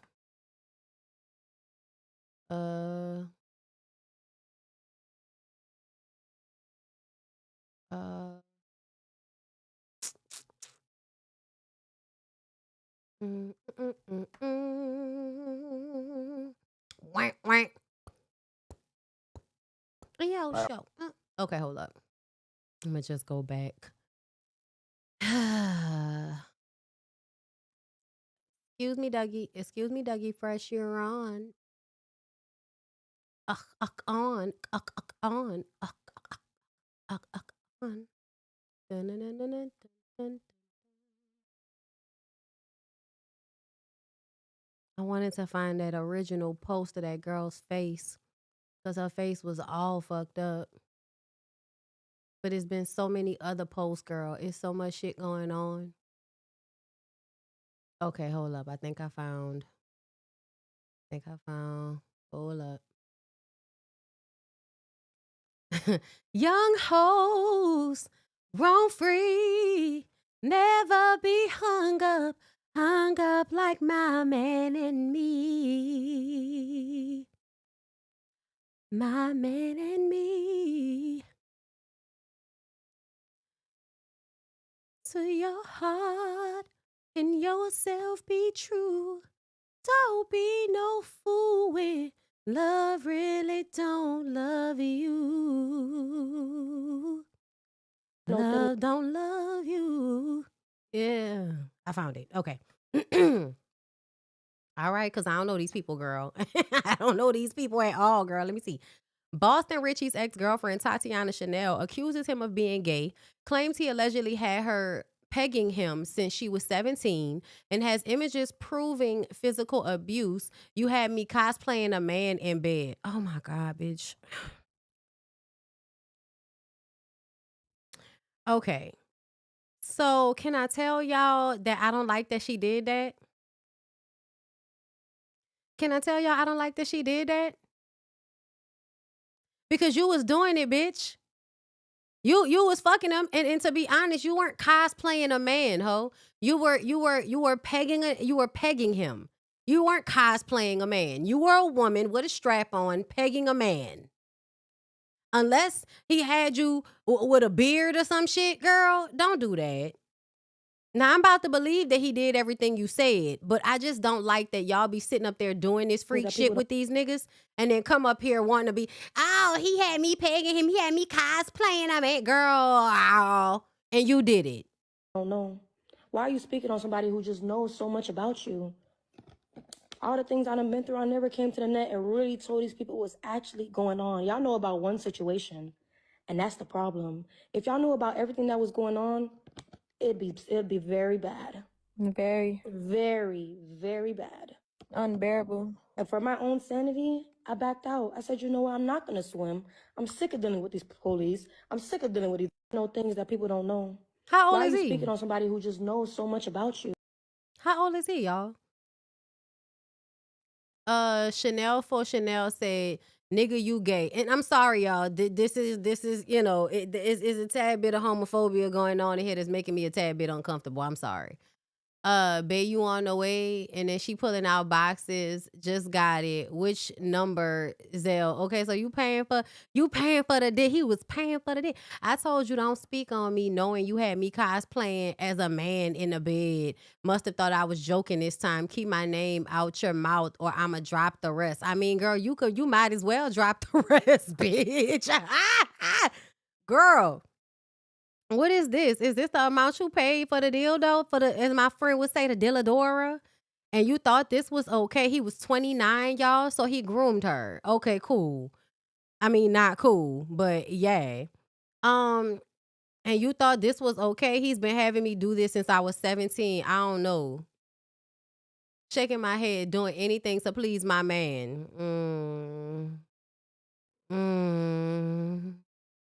That's so gross. I mean, you doing anything to please your man. The pegging is one thing, but you doing anything to please your man is the gross. Let me know when it's deleted. Nobody playing with you no more. Proof of abuse. Ugh. Why you holding your eye like that, girl? Ugh. Like, I don't know. That shit look like pink eye from them lashes. Okay. Tatiana first posted threats to drop receipts if Boston Richie didn't halt the release of a song on streaming. After the song was actually out, she decided to make some posts of her own. In a carousal post on Instagram, an additional post made to X, she shared alleged text messages with the rapper, showing him rushing her to get to him after sending money for a pegging kit. In the caption, she stated, nigga, you gay. And I told you don't speak on me. Knowing you had me cosplaying as a man in bed, must have thought I was joking this time. Keep my name out your mouth or I'm going to drop the rest. In response to people that asked her why she was even participating in the act, she said she didn't know and that the rapper had her doing it since the age of 17. She also plans to release evidence of alleged abuse. You mean you had that type of power over that nigga? I'm sorry. I'm just thinking about, like, you in such a vulnerable position when that lady got something in your ass. And it's just like, girl, you let him beat you up even though you was pegging, girl. Girl, the way I'd have been fucking in. Fuck him up. Fuck him up next time, okay? Ooh, girl. See, now I don't care that she outing that you was, you know, letting that girl play in your booty. Now I don't feel no type of way about her outing you, you know, for that. Cause y'all, it's some of it, I just don't, But, you know, you groomed her, right? She was a child. You were an adult. You had her doing shit that she may not have felt comfortable with. So, yeah, I'm fine with her coming to the internet and telling us that you know, you like people to play in your booty. Let's see. And 11 minutes to respond.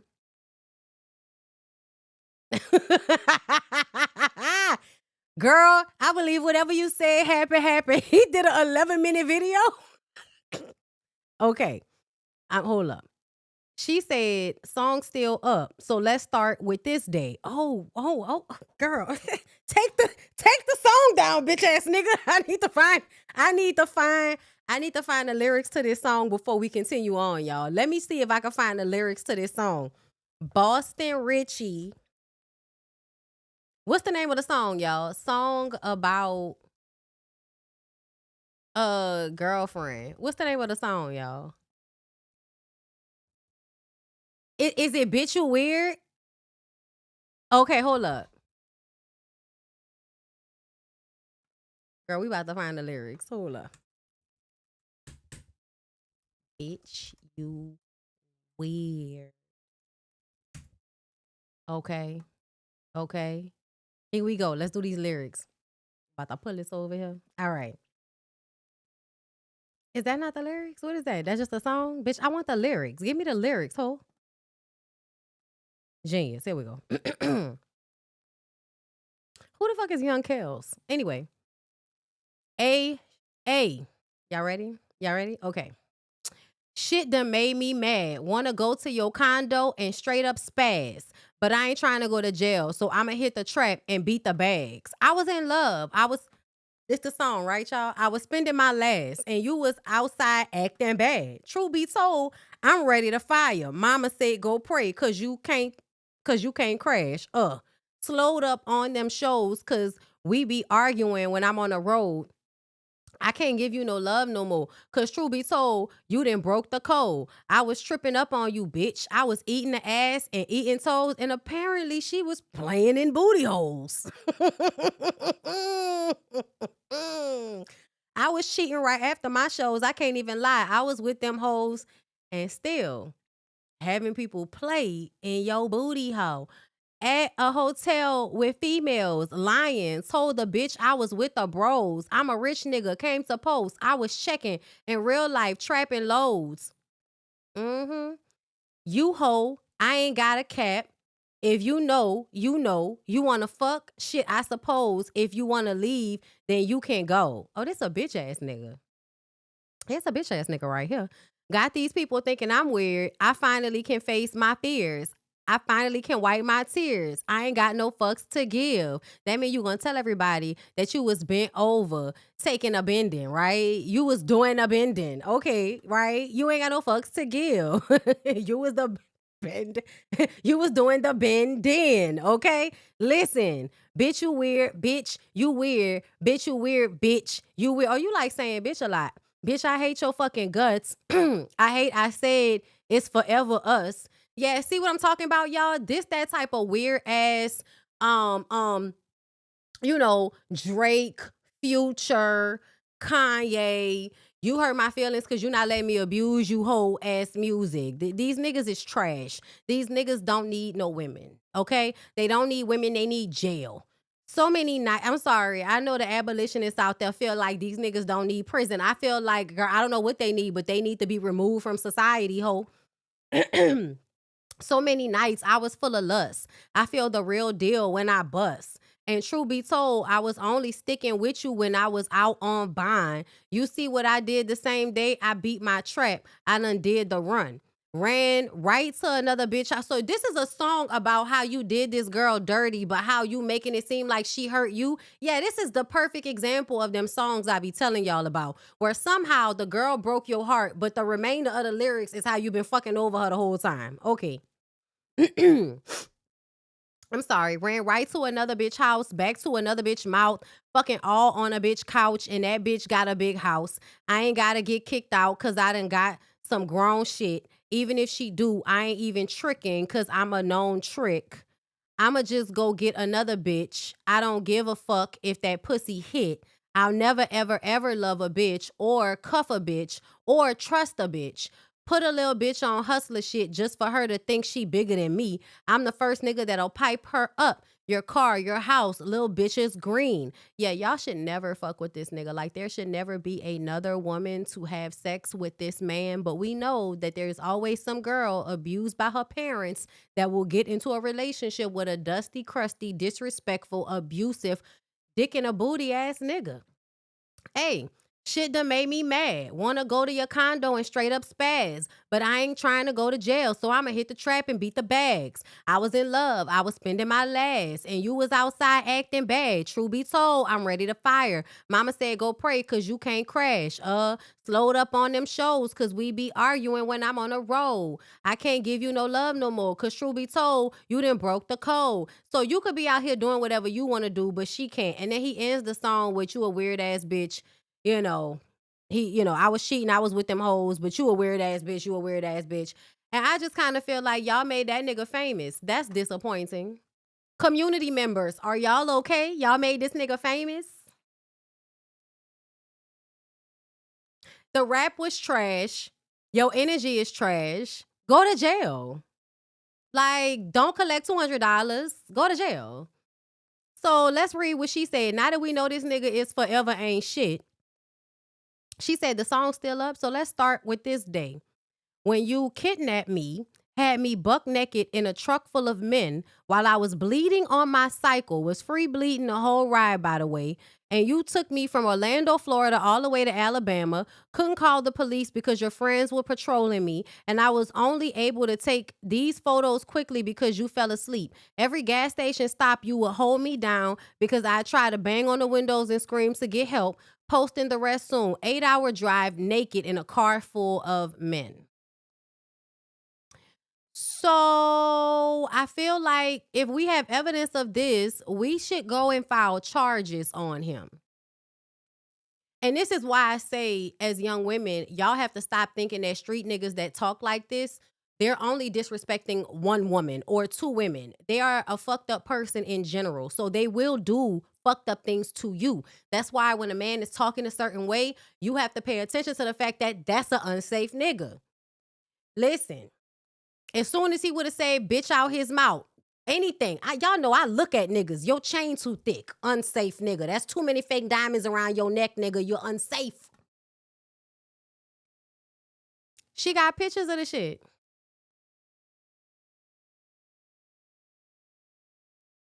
Is this nigga laying on your lap? Know things that people don't know. Why are you speaking? Yeah, y'all, this nigga need to go to jail. He need to go to jail. I wish that y'all would raise these young women with more self-esteem. I wish y'all would raise them to recognize that unsafe men are not good for them, that men that are disrespectful to women are not good for them. I wish y'all would teach these young women that, but y'all don't. Y'all teach them that they're pretty and they're special, and a man is gonna teach them, gonna treat them differently, and their pussy is good. So a man is gonna treat you differently because your pussy is good. And I'm just like, girl, no. That is not how any of this works. It don't matter how good your vagina is. A man will still treat you like trash on the fucking street. Please understand. Stop being disillusioned. Stop it, young women. It's stupid. It's really dumb. Like, when you really look at it, a man will be screaming to the mountaintops that he hate bitches, fuck all hoes, and you would think, oh, he not talking about me. Yes, he is. Yes, he is. He is talking about you. You are the person, girl. He's talking about you. It's you. It's you, it's you, it's you, oh girl, that nigga is talking about. I wish y'all loved yourselves more. I really do. With that being said, let's go ahead and move on. I know it was a roller coaster for me too. Okay, let's move on. We have 2 more people. Okay, so in line with the fact that other content creators become content, right? Because we're gonna talk about Dominique Morgan. But I wanted to talk about what is going on with the content creators doing illegal shit. So y'all, I had a crush on this girl, okay? I had a crush on this girl. And then this girl was like, I'm engaged. And I was like, ugh, crush destroyed, okay? So Erica Mason, right? But the thing about it is, I had a crush on her, and then I really started like watching and following her. And it's something about people that are always doing inspirational, aspirational shit that I don't trust them. I don't know why. But, if you play the same song one too many times, you know what I'm saying? It's just like I start to feel like your energy is disingenuous. And that is how I started to feel about Erica.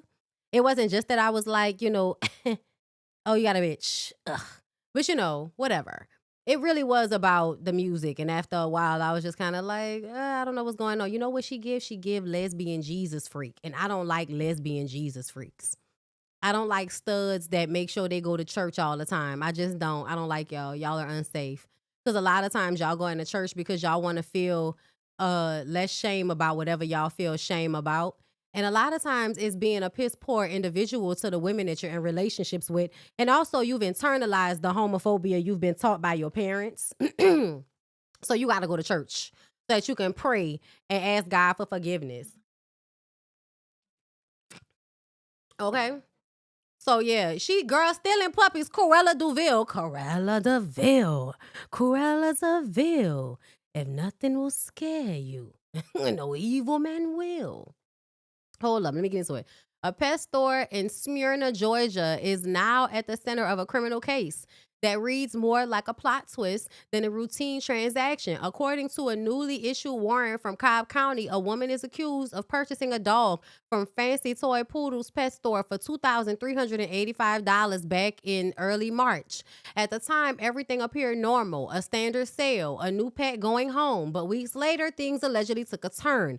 Investigators say that on April 26th, the payment for the dog was suddenly reversed through a chargeback, effectively pulling the money back after the purchase had already been completed. Excuse me. By that point, the dog had not been returned, and authorities claimed there was no intention to do so. The situation has now escalated into a felony charge of theft by deception, with officials alleging the dog was obtained through misleading means and kept without payment. A warrant has been signed, and law enforcement has been authorized to move forward with an arrest. What started as a simple pet purchase has now turned into a legal battle, and a reminder of how quickly everyday transactions can spiral into serious consequences. And this is because y'all like to think that y'all can purchase shit and then be like, no, bitch, I'm a send I'm gonna dispute the charge and get my money back. That's some scamming ass shit, y'all. That's some scamming ass shit. Now Let me see if I could see if she said anything on her page. Let's see. Let's go to her TikTok and see if she said anything about it. Cause she, she probably gonna just put up inspirational songs. And girl, I want to say thank you to the fans that spent $800, $400, $200, $150, $50. Look, you gotta be okay with looking crazy, man. Sometimes you gotta be delusional because you're only delusional until people start to believe it. And so they say your booty get bigger when you find peace. That six-pack start coming when you release. She's a good artist. Hey, this the last time I let somebody steal my peace. If you ain't adding to the plate, shawty, you can't eat. Don't be acting like you know me, bro. We don't speak. Right? Never been the type to take no disrespect. God's still working on me, so please come correct. I woke up feeling like that nigga. Feeling like a god with a 5'3" figure. You're gonna leave feeling different. And you're gonna leave feeling better. Not bitter, but what? Better. Not bitter, but what? Better. Yeah. It's from an hour ago. You ever love somebody and it's like you give them your all, only to realize that it's not gonna work? It's like you pour out and you expect. Okay, girl, but what about the dog? She's adorable. She's a cutie patootie, right? Like, she's a cutie patootie. But girl, please get them people back that money or give them people back the dog. Let me see if there was anything on her Instagram before I go. I just wanted to see if there was an update.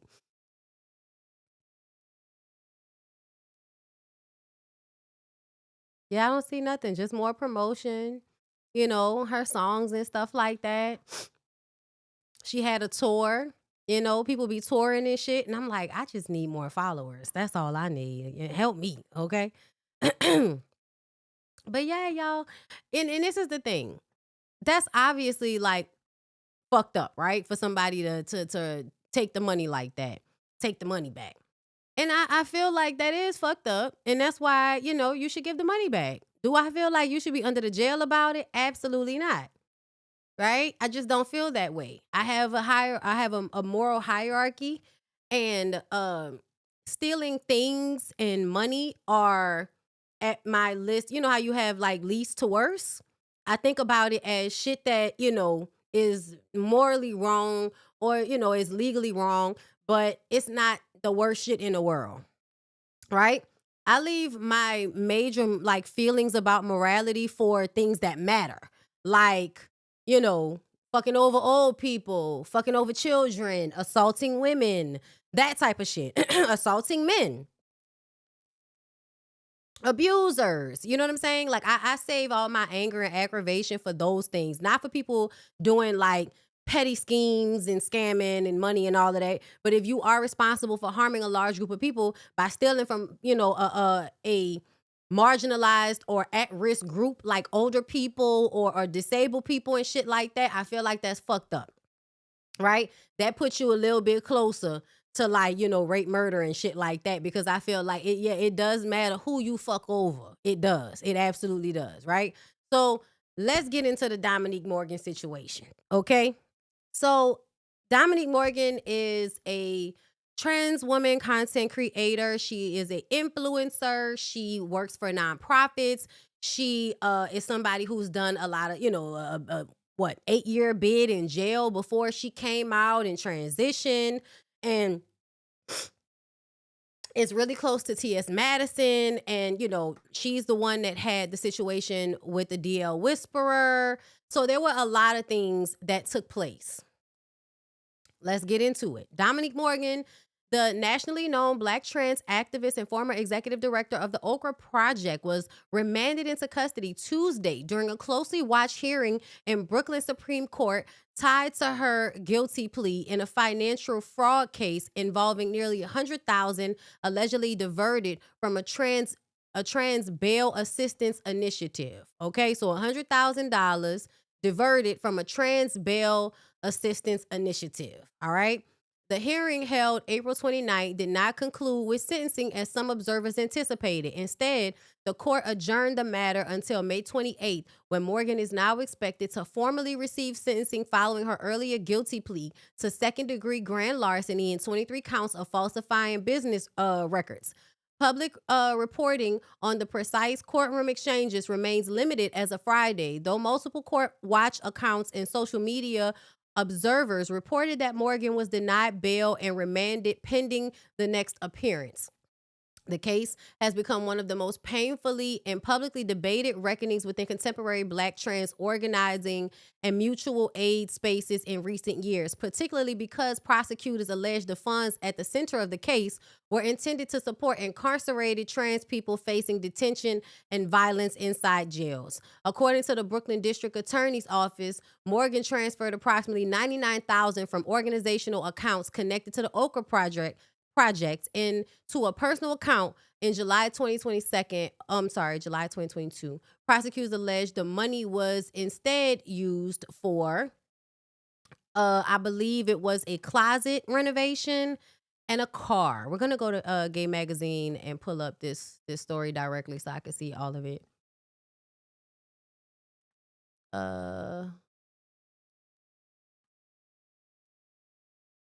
Okay, hold up.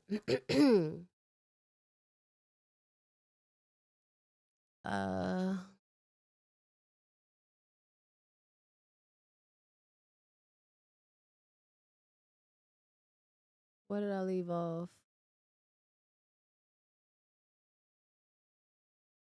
Where did I leave off in this? Okay, hold up.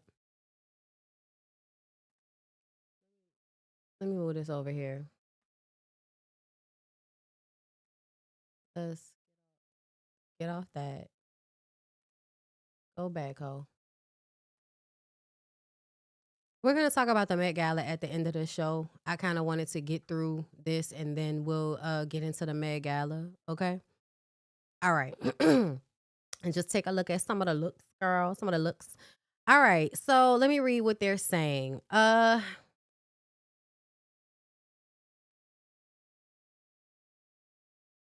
The hearing held April 29th did not conclude with sentencing as some observers anticipated. Instead, the court adjourned the matter until May 28 when Morgan is now expected to formally receive sentencing following her earlier guilty plea to second-degree grand larceny and 23 counts of falsifying business records. Public reporting on the precise courtroom exchanges remains limited as of Friday, though multiple court watch accounts and social media observers reported that Morgan was denied bail and remanded pending the next appearance.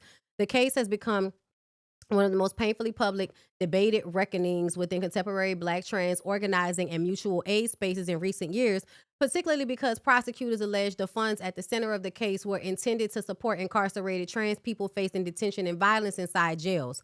According to the Brooklyn District Attorney's Office, Morgan transferred $99,000 from organizational accounts connected to the Okra project, I keep saying that wrong, into a personal account in July 2022 after proposing a bail assistance initiative that authorities say was never actually implemented. And prosecutors allege the money was instead used for personal expenses, including meals, clothing purchases, car payments on a Mercedes-Benz, and a reported $19,000 closet renovation. Investigators also allege Morgan later submitted fraudulent bail documentation when asked to provide records showing how the funds had been distributed. Authorities say some of the individuals listed on those receipts have never been arrested or released in a jurisdiction's name. Morgan, 44, pled guilty in February and faces a possible prison sentence up to 15 years. Before the criminal case, Morgan had long occupied a visible role within national queer and abolitionist organizing spaces. In addition to leading the Okra Project for several months in 2022, Morgan previously served as an executive director of Black and Pink, the Omaha-based nonprofit supporting LGBTQ incarcerated people and people living with HIV and AIDS in the prison system. Morgan's public work often centered on prison abolition, mutual aid, and care infrastructure for Black trans communities, making the allegations particularly devastating for many organizers and supporters who once viewed her as a trusted movement leader. Online conversations following the April hearing reflected that tension. Some activists framed the case as a profound breach of trust involving money designated for vulnerable trans people navigating incarceration. Others warned against flattening the situation into punitive spectacle, arguing the case also raises broader questions about nonprofit oversight, burnout, movement accountability, and how communities respond when harm occurs within liberation spaces themselves. In a public statement released after the hearing, the Okra Project said it had remained largely silent through the legal process out of respect for the integrity of the investigation, the proceedings, and all the parties involved. The organization outlined a timeline stretching back to July 2022 when the staff first identified alleged financial discrepancies and referred the matter to newly retained legal counsel. The statement said legal entities in Atlanta also contacted the organization over inconsistencies in documentation connected to the alleged bail fund. Morgan's tenure with the organization ended August 3rd, August 2022, according to the statement. In January 2023, Gabrielle Souza was appointed executive director, and the organization said it immediately pursued formal 501c3 nonprofit status, expanded its board, and implemented new financial oversight measures. The organization also confirmed it cooperated with investigators from the Brooklyn District Attorney's Office throughout 2023 and 2024, providing records, digital accounts, and devices connected to the investigation. Following Morgan's April remand, the Okra Project said the court ordered restitution as part of the upcoming sentencing process. The organization additionally disclosed ongoing financial struggles unrelated to the criminal case, including fallout from the bankruptcy of its previous fiscal sponsor and the 2025 bankruptcy of donor platform Flipcause, which it said resulted in the loss of more than 600 recurring donors. Despite these compounding challenges, the Okra Project remains committed to our mission and to the community we serve. The organization said in its statement, "We are actively rebuilding and we are not done." So ongoing financial struggles unrelated to the criminal case. So they still having issues, right? The case arrives at a time when mutual aid organizations, especially those serving Black trans communities, continue to navigate both increasing public visibility and heightened scrutiny of governance, transparency, and sustainability. For many watching the proceedings, emotional weight of the case extends beyond criminal liability alone. It has become a flashpoint for larger conversations about what accountability looks like inside marginalized communities already navigating system abandonment, anti-trans legislation, incarceration, and chronic underfunding.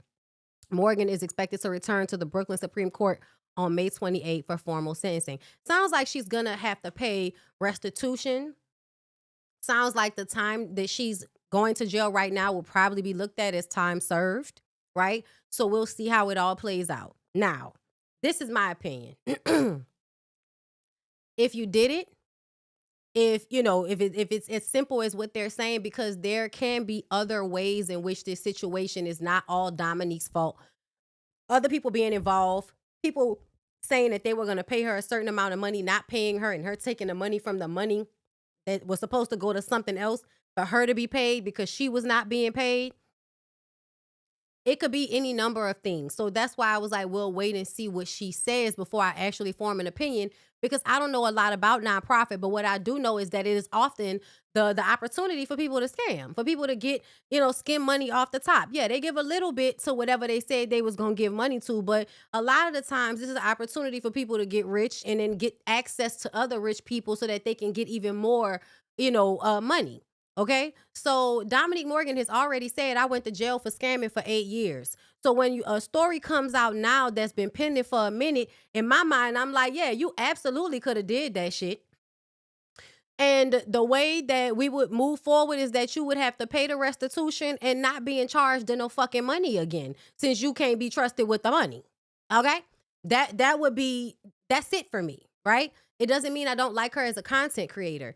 I was not taken aback and appalled and so shocked, because to me, once a person had already told me how their life has been, I'm not gonna put anything past them. And I feel like there were so many people that were putting it past her. Like they were thinking that this would not, she would never do something like that. And I'm just like, oh no, like that's not what I think at all. However, I don't feel like people should be going to jail for extended periods of time over money. I just don't. Especially as a trans woman and what is like right now going on. Like, what type of jail is she in? Is she in a women's prison or is she in a man's? You know what I'm saying? Because they got a lot of shit going on right now with our administration and this attack on trans people. Okay? So it's a lot to compound. It's they trusted her. Here's the thing. what did you trust her to do? Because you shouldn't have ever trusted her with your money if you heard about some of the previous things she's done. And I'm not saying that, oh, you're stupid for trusting her. That's not what I'm saying. But I just feel like as people that are just watching her on social media, the parasocial thing is the problem. Because I like Dominique. It's somebody that has a phone number on her and in all of that. I still would not put anything past her or anybody else that I don't really know like that or I've never met. So I personally feel like this is not exactly a surprise, but it's just something I feel like, girl, you need to get this shit together. I don't know what's really going on because she said it could have been, she was like, I'll explain when I get out what's going on. And because there are other people that were involved. You just don't really know the ins and outs of what actually took place besides the fact that they saying you the person that took the money and you the person that was spending it here, here, and here, right? But the story that I heard about, they were supposed to pay her, did not pay her. If you took the money, I would also feel like, that's why I said people are framing it like, oh, she stole money from trans people. And I'm like, I understand what y'all mean by that. But this is money that is given to a nonprofit. Yes, the money is supposed to go to a certain thing. But if the nonprofit was supposed to also pay me and I didn't get paid, I might think about skimming some money off the top or taking the money that I need for me or feeling like whatever y'all wanted to do with the money is not what's actually good for the organization. And I feel like I know better, so I would spend the money on this, okay? Either way, either way, whatever, y'all can go to whoever y'all want to watch in order to get them to explain it in a way that you feel like is adequate. What I'm saying is, based on what I've read, based on what she said and all of that, I'm not really sure. It is seeming like you did what them people said you did, and it's fine. You're in jail. You're going to have to pay the money back. You're going to have to pay a restitution, and that's the accountability for the situation. How she moves forward is completely on her. Does that mean I'm going to like unfollow her? No. And does it mean that I'm going to get online with some of the energy that I've seen some people have? And I'm going to show y'all the specific video that I saw that I was like, y'all are doing too much for me. Y'all are doing too much for me. Let me see if I can find, because I blocked the girl. Maybe somebody posted it on TikTok. Hold up.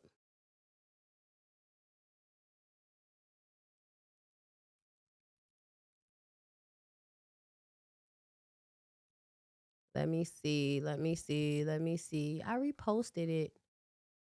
I reposted somebody else's stitch of her. Oh yeah, let me get that. Let me get the repost of the stitch because that one actually had, I think, all of what the girl was saying. Because a lot of y'all are using this as an opportunity to be transphobic. A lot of y'all are using this as an opportunity to attack her because you never liked her and because you were hating on the way she blew up so quickly. Y'all were hating on her success. Some of y'all were. I'm not saying everybody. I'm not saying that people, she shouldn't be held accountable. I'm not even saying that she's not guilty. What I am saying is that there are a lot of people that are transphobic that are talking in such a way that makes it seem like she assaulted somebody or murdered somebody. And it's money from rich people. Like, calm down. Let's get into the clip that bothered me. Dominique Morgan and T.S. Madison set the DL Whisperer up because he was dangerously close to revealing their alleged fraud. That is my belief. It was his belief that Dominique Morgan and T.S. Madison have been committing a slew of nonprofit fraud, including that new halfway house that T.S. Madison got. Mind you, T.S. Madison's halfway house is her former house that she turned into a halfway house. She did not get any funding for that halfway house because that was her old house. She didn't get any like government funding from that. So I don't know how that would be considered fraud, but it seems like you just want to group these people together and say they're doing this crime. T.S. Madison and Dominique Morgan met in June of 2022. Dominique Morgan stole that money a month later. I don't believe that's a coincidence, and neither did the DL Whisperer. He put all the pieces together. Dominique Morgan, let's be clear, Dominique was always going down. It's always the ones that's a brick away from. What's her name? Bondy Supreme. Hold up. Let me see if I can find her on here. Because she's done several videos. And I just had to block her on TikTok because I was just like, I can't do it, girl. Your energy is like really, really like, what is this? Let me see. Was this it? Dominique Morgan and T.S. Madison set the DL Whisperer up because he was dangerously close to revealing their alleged fraud. That is my belief. It was his belief that Dominique Morgan and T.S. Madison have been committing a slew of non-profit fraud, including that new halfway house that T.S. Madison got. T.S. Madison and Dominique Morgan met in June of 2022. Dominique Morgan stole that money a month later. I don't believe that's a coincidence, and neither did the DL Whisperer. He put all the pieces together. Dominique Morgan, let's be clear, Dominique was always going down, no matter what. T.S. Madison just didn't want to get caught up in it. So even though she spent months going back and forth with the DL Whisperer, she put out a TPO against him to play victim. And then somehow, someway, to play victim, even though we heard the DL Whisperer before he got arrested and after saying that he was not going to stop going after T.S. Madison and that he wanted to see the light leave from out of their eyes. He wanted to see them take their last breaths. I don't know how you're playing victim when somebody is saying shit like that and then driving hours to roll around your house after making those types of threats online. But okay. Had the TPO executed using falsified documentation, allegedly. But the tweet is fake. That part is not. This is not a tweet. That's a Facebook post. I don't know what she's talking about. Alleged. And we can look at it and we can see. Not only is it edited and falsified, it doesn't even have a date on it. Let's January 22nd, 2024. It has a date on it. It has a date on it. I don't know. The TPO was issued February 3rd. So anything that he posted about her would have had to been after February 3rd to count as evidence against him to have him locked up. It is my belief that T.S. Madison is using her celebrity to work with law enforcement and keep the DL Whisperer detained indefinitely. They only have this one photoshopped piece of evidence. Dominique Morgan is a con artist. Not all of the videos, not all of the audio of him screaming about wanting to kill them. No, none of that. Okay. Artist. No, that's exactly it. And so when I made my post, I was saying, oh, she's a barb. I forgot. Because I followed her. I liked some of her content. Very smart woman. This shit felt like, girl, what? Oh, that's why you a barb, because you're a transphobe. And I've noticed that it is black women out there that feel like they have a cornerstone on femininity. And so if a man or a male decides to transition and you know, become a trans woman or whatever, however you want to say it, I'm not trying to offend anybody, but they feel like, oh, you don't have a right because we have the cornerstone on femininity. You can never be us and all of this weird ass shit that y'all be about. When at the end of the day, like in your own little corner, in your own little chair, girl, you could be whatever the fuck you want to be. Con artist. And T.S. Madison knew she was a con artist when she hired her to run her nonprofit. To me, that means that T.S. Madison is a con artist too. These people are predators. They prey on their own vulnerable community so that they can steal money and live lavish lives. Don't nobody even live in that motherfucking halfway house but T.S. Madison and one other person. And that's also that she can avoid being seen as the fraud that she truly is. I'm gonna make sure these bitches rot in jail. See that part? I'm going to make sure that these bitches rot in jail. And this is where my commentary comes into play because I didn't know what to believe about Dominique and what Dominique had done or not done. I didn't know what to believe. But when I saw this, I said, this is making me feel uncomfortable. Best fucking believe. You went to court. You committed perjury. I'm going to make sure that everybody fucking know. Bitch, your time is fucking coming. I'm going to watch you fry under that motherfucking jail if it's the last thing that I do. Dominique. So for anybody that was confused about what I was responding to when I made my video, I was responding to her, but I refused to stitch her because I blocked her. I just unfollowed her on Instagram, so I knew I'd be able to come back to this video. Dominique Morgan is a liar. Dominique Morgan did not get 21 days in prison. At the very least, Dominique Morgan is going to be there for 30 days.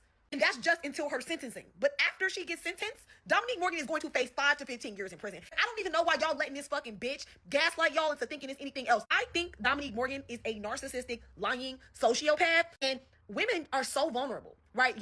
Women are really a vulnerable group because y'all let y'all's emotions and the feelings and the empathy that y'all have for people bypass people's character, right? Y'all let y'all's feelings. Mind you, she is a barb. After Nicki Minaj came out with Turning Point USA, boys will be boys, let boys be boys, and all of that transphobic, homophobic shit she said at that Turning Point USA sit down that she had to let us know that she's MAGA Minaj now. You are still a Nicki Minaj fan after that. I remember watching her video with her saying that she still was going to be a fan of Nicki Minaj after that. I should have blocked her fucking ass then. But I did not. Because again, just because I don't agree with you all the time don't mean I'm going to block you. But this shit made me feel uncomfortable because y'all take this shit far with hating the trans girls. Y'all take it really far and then you don't want to call it what it is. You being a crazy person, spazzing out, redirecting all of your anger towards another marginalized group. Yes, T.S. Madison, I don't want to say T.S. Madison because I'm like, I don't think y'all have provided any proof that T.S. Madison has done anything. Dominique could have done some shit. That's absolutely true. And Dominique should be held accountable for what she did. But what does that have to do with you wanting her to rot under jail over $100,000? Again, with me saying that I don't think people should be rotting in jail over money. And that y'all can frame it like, oh, she stole from those vulnerable people. But when you actually look at how it happened, I work at a nonprofit that got donor money. Once the donor money was in the accounts, I took some of it. That's from the rich people.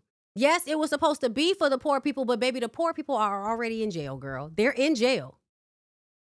This is a hope of women of prayer. And honestly, if you were not voting for and supporting administration like MAGA Minaj and the transphobic Trump administration and all 700 legislation pieces that have been entered into the states and the books and all of that in the past year because of how much people want to make trans people the ire of all of their issues and everything, girl, the trans people wouldn't have to have all of these nonprofits if y'all weren't so transphobic.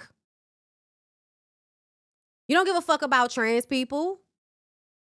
Cloud the reality of the people before you. Dominique Morgan pled guilty.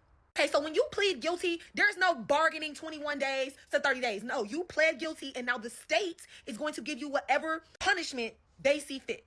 Dominique Morgan was offered a plea deal for 6 months. And she taken her plea deal in March. She would have been done with that plea deal in August. Her time would have been served. She let that argument between her and the DL Whisperer talk her out of taking that motherfucking plea. And so now that she didn't take that plea, she had no choice but to plead guilty because they took the plea off the fucking table. Dominique saying that she been in and out. Did they take the plea off the table or did she plead guilty? Which one is it? Out of court fighting this. Dominique ain't went to court once. I checked her court record. All Dominique has done has went to court and rescheduled court over and over and over again. When they had got that plea deal, all she kept doing was trying to decide if she was taking the plea. That was it. She kept considering the plea. And then they say, you know what, bitch, you've been taking too long and you're lying to the public. We're taking the plea off the table because you don't think we're serious. So lying to the public, did she lie to the public or did she just not give us the full account of information, which honestly, I don't blame her. Why the fuck would I tell everybody on social media about a pending case that I'm going through? Why would I do that? So they took the fucking plea off the table because they realized that she's a narcissistic, manipulating, lying POS. That's the fucking truth about Dominique Morgan. And I don't care how nobody feels about it. I don't care how y'all see her. But the truth of the matter is, Dominique Morgan took advantage of the trans community. She stole $100,000 from the trans community. She lied. She defrauded. And to me, she stole money from her job. See, y'all see how it can be framed in two different ways? The actuality of it is you stole money from the nonprofit that you work for. You stole money from your job. Is it the same thing as like swindling money out of actual trans people, like taking money out of their pocket that they needed, that they had? I don't think it's the same thing. But the way it's being framed, I do understand that it is harmful. If this money was supposed to go to them, now it's not going to them. But it sounds like the people was having money issues anyway. It's just, and I'm not really sure about what's going on. And I also, in general, don't trust nonprofits. And is still doing it to this day. Refuses to take accountability. Refuses to look her quote-unquote supporters and followers in the fucking eye and say, hey, I did a bad thing. I'm wrong, and now I have to go pay for my crimes. She can't even tell y'all that. She can't even tell y'all that she's going to jail, prison, whatever, for a very long time. Because she's a dishonest, narcissistic person. That's the person that you have to watch out for. I think Dominique Morgan is a sociopath. I said what I said. Dominique Morgan stole 100. Let me see. Was there another one? Dominique Morgan and T.S. Madison set the... So that was one. That was one. Let me see. Was there anything else? What's this? She built a reputation in Omaha as an advocate and author, but now facing 24 criminal counts, one of which carries up to 15 years in prison if convicted. 2022, she moved to New York for an executive director position at the Okra Project, according to her LinkedIn. That's the organization she's accused of taking almost $100,000 from. The group's initial mission, providing resources to the Black trans community. Morgan went further, raising money she said would go to bail out indigent people from jail. Okra's board asked for receipts. The district attorney says Morgan handed over some from Fulton County, Georgia, and Douglas County, Nebraska. Investigators say, quote, no such persons were arrested at that time. Prosecutors say Morgan used $99,000 she transferred into her personal account in 2022 for a California closet renovation, car payments, shopping, and other expenses, including meals. Morgan is now charged with grand larceny and falsifying 23 business records. If convicted, she could be back in prison for up to 15 years. I did reach out. It's crazy to me how she got online and she lied for basically 6 months and told us that it wasn't, and told y'all that it wasn't no court case and she didn't have no legal issue. That's not true. That's not true. She didn't say she didn't have a court case. She actually did say she had a court case pending. And she couldn't talk about it. If I'm remembering correctly, I feel like she did say she had a court case. What the DL Whisperer said was that she was going to jail. I believe she actually had a court appearance. I forgot what date that was, but she had a court appearance around the same time that they was going to file the paperwork against the DL Whisperer. DL Whisperer said she going to jail. She said, no, I'm not going to jail. Because at the time, she was not going to jail. Remember? She was online like, girl, they said I got arrested. I didn't get arrested, though. Something was going on, but it wasn't like she said it never happened. She just wasn't giving specifics about what happened. And because the shit was pending, I understand that. The fuck? Was going on. Whole time this bitch is being investigated for fraud. Whole time there's a plea deal on the table that she didn't accept, by the way. They offered her a plea deal that she didn't take, by the way. They offered her 6 months in the jail with 5 years probation, and she did not take that because she wanted to argue with the DL Whisperer and appear to be this good person and appear like she didn't have nothing. That doesn't make any sense. So she didn't take the plea deal because she wanted to argue with a nigga that was already going to jail? Going on. You ask me, because she's a business associate of T.S. Madison. T.S. Madison got that halfway home or whatever she got. Dominique Morgan is the person who did all of the paperwork on that business. If you ask me, she doing fraud for both business. She did fraud for them. She probably doing fraud for T.S. Madison. They're both some frauds. They both need to be investigated. I don't trust neither one of them bitches. I can look at a bitch and tell when they soul and they spirit not right. And my soul and my spirit always told me something was wrong with that hoe. Dominique Morgan is a fraud. And I think she a covert narcissist. It's just crazy to me how she got everybody on this app convinced that she's only going away for 21 days. Baby, you pled guilty. To me, I say it feel like the thing you most upset about is the way people was loving her. And people were. Like, people was making content about her, talking about how much they loved her, all of the things. And so I just, I think it's sad that this content creator is going out weird as fuck like this, but I also feel like that's the reason why you still a Nicki Minaj fan. You still a Nicki Minaj fan because Nicki Minaj is a fucking, girl, you're a phobe. You're a phobe. Because once they get older, the religion and, the way it's supposed to be after they done using these people for money, right? After you done pretending to be gay and pretending to like women and all of that shit, using the gay community, now that you're, you need money, you need help. So now you're going to go MAGA Minaj and all of that. So that's why I'm just kind of like, girl, like, you like who you like. The fuck?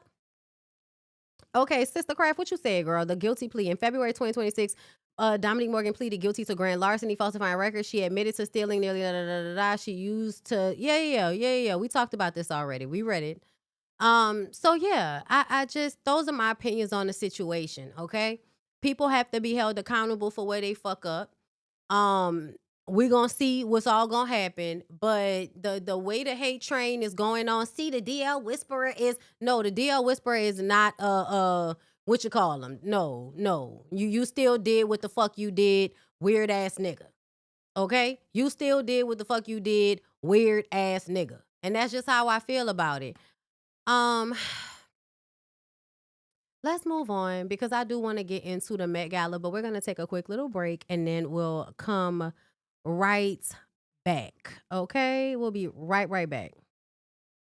Hey y'all, this is a get ready with me. Okay, just a little something before I get ready for one of my daily lives.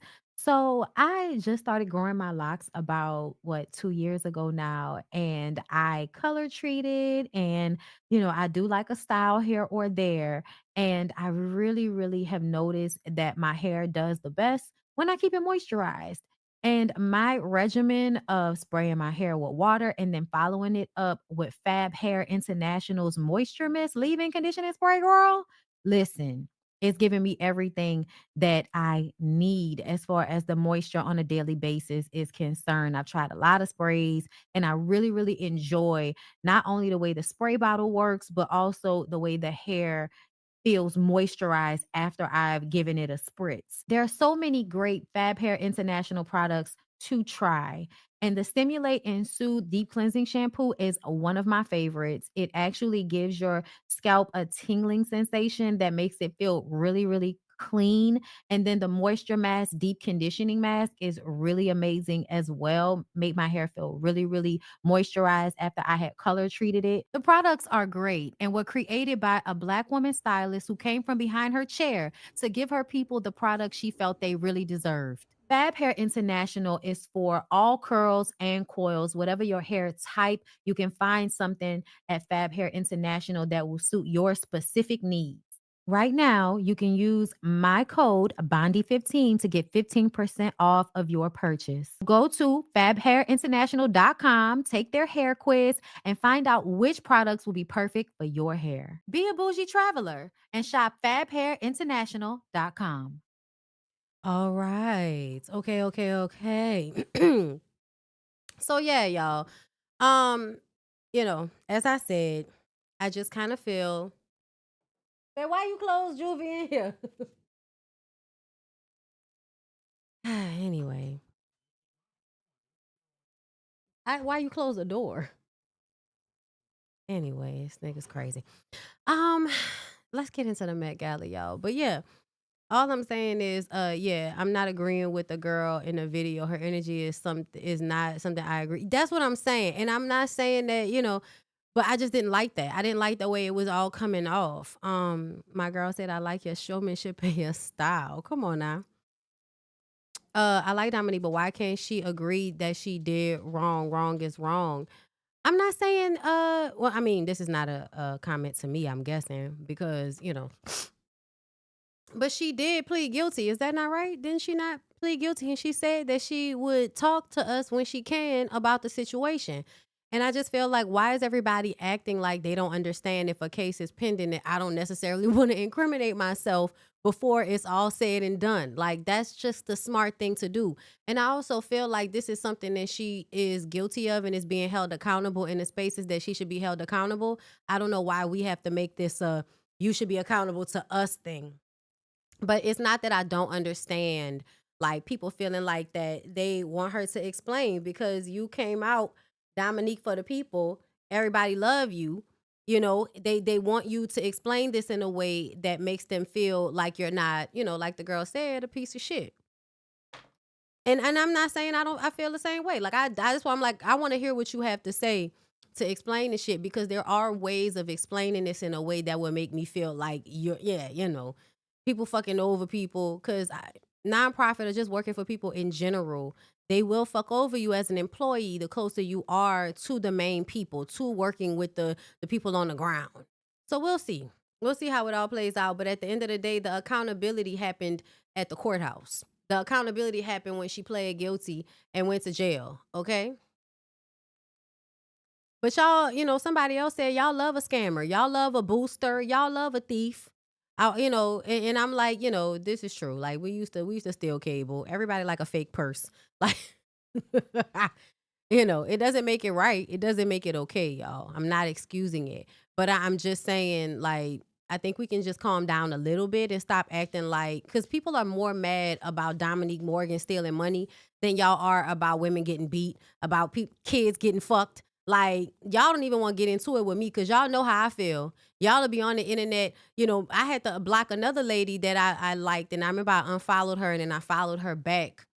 But then I saw her do a video about Michael Jackson, and then I had to block her because anytime y'all get on the internet talking about, oh, Michael Jackson was just an infant. He was just a 44-year-old infant.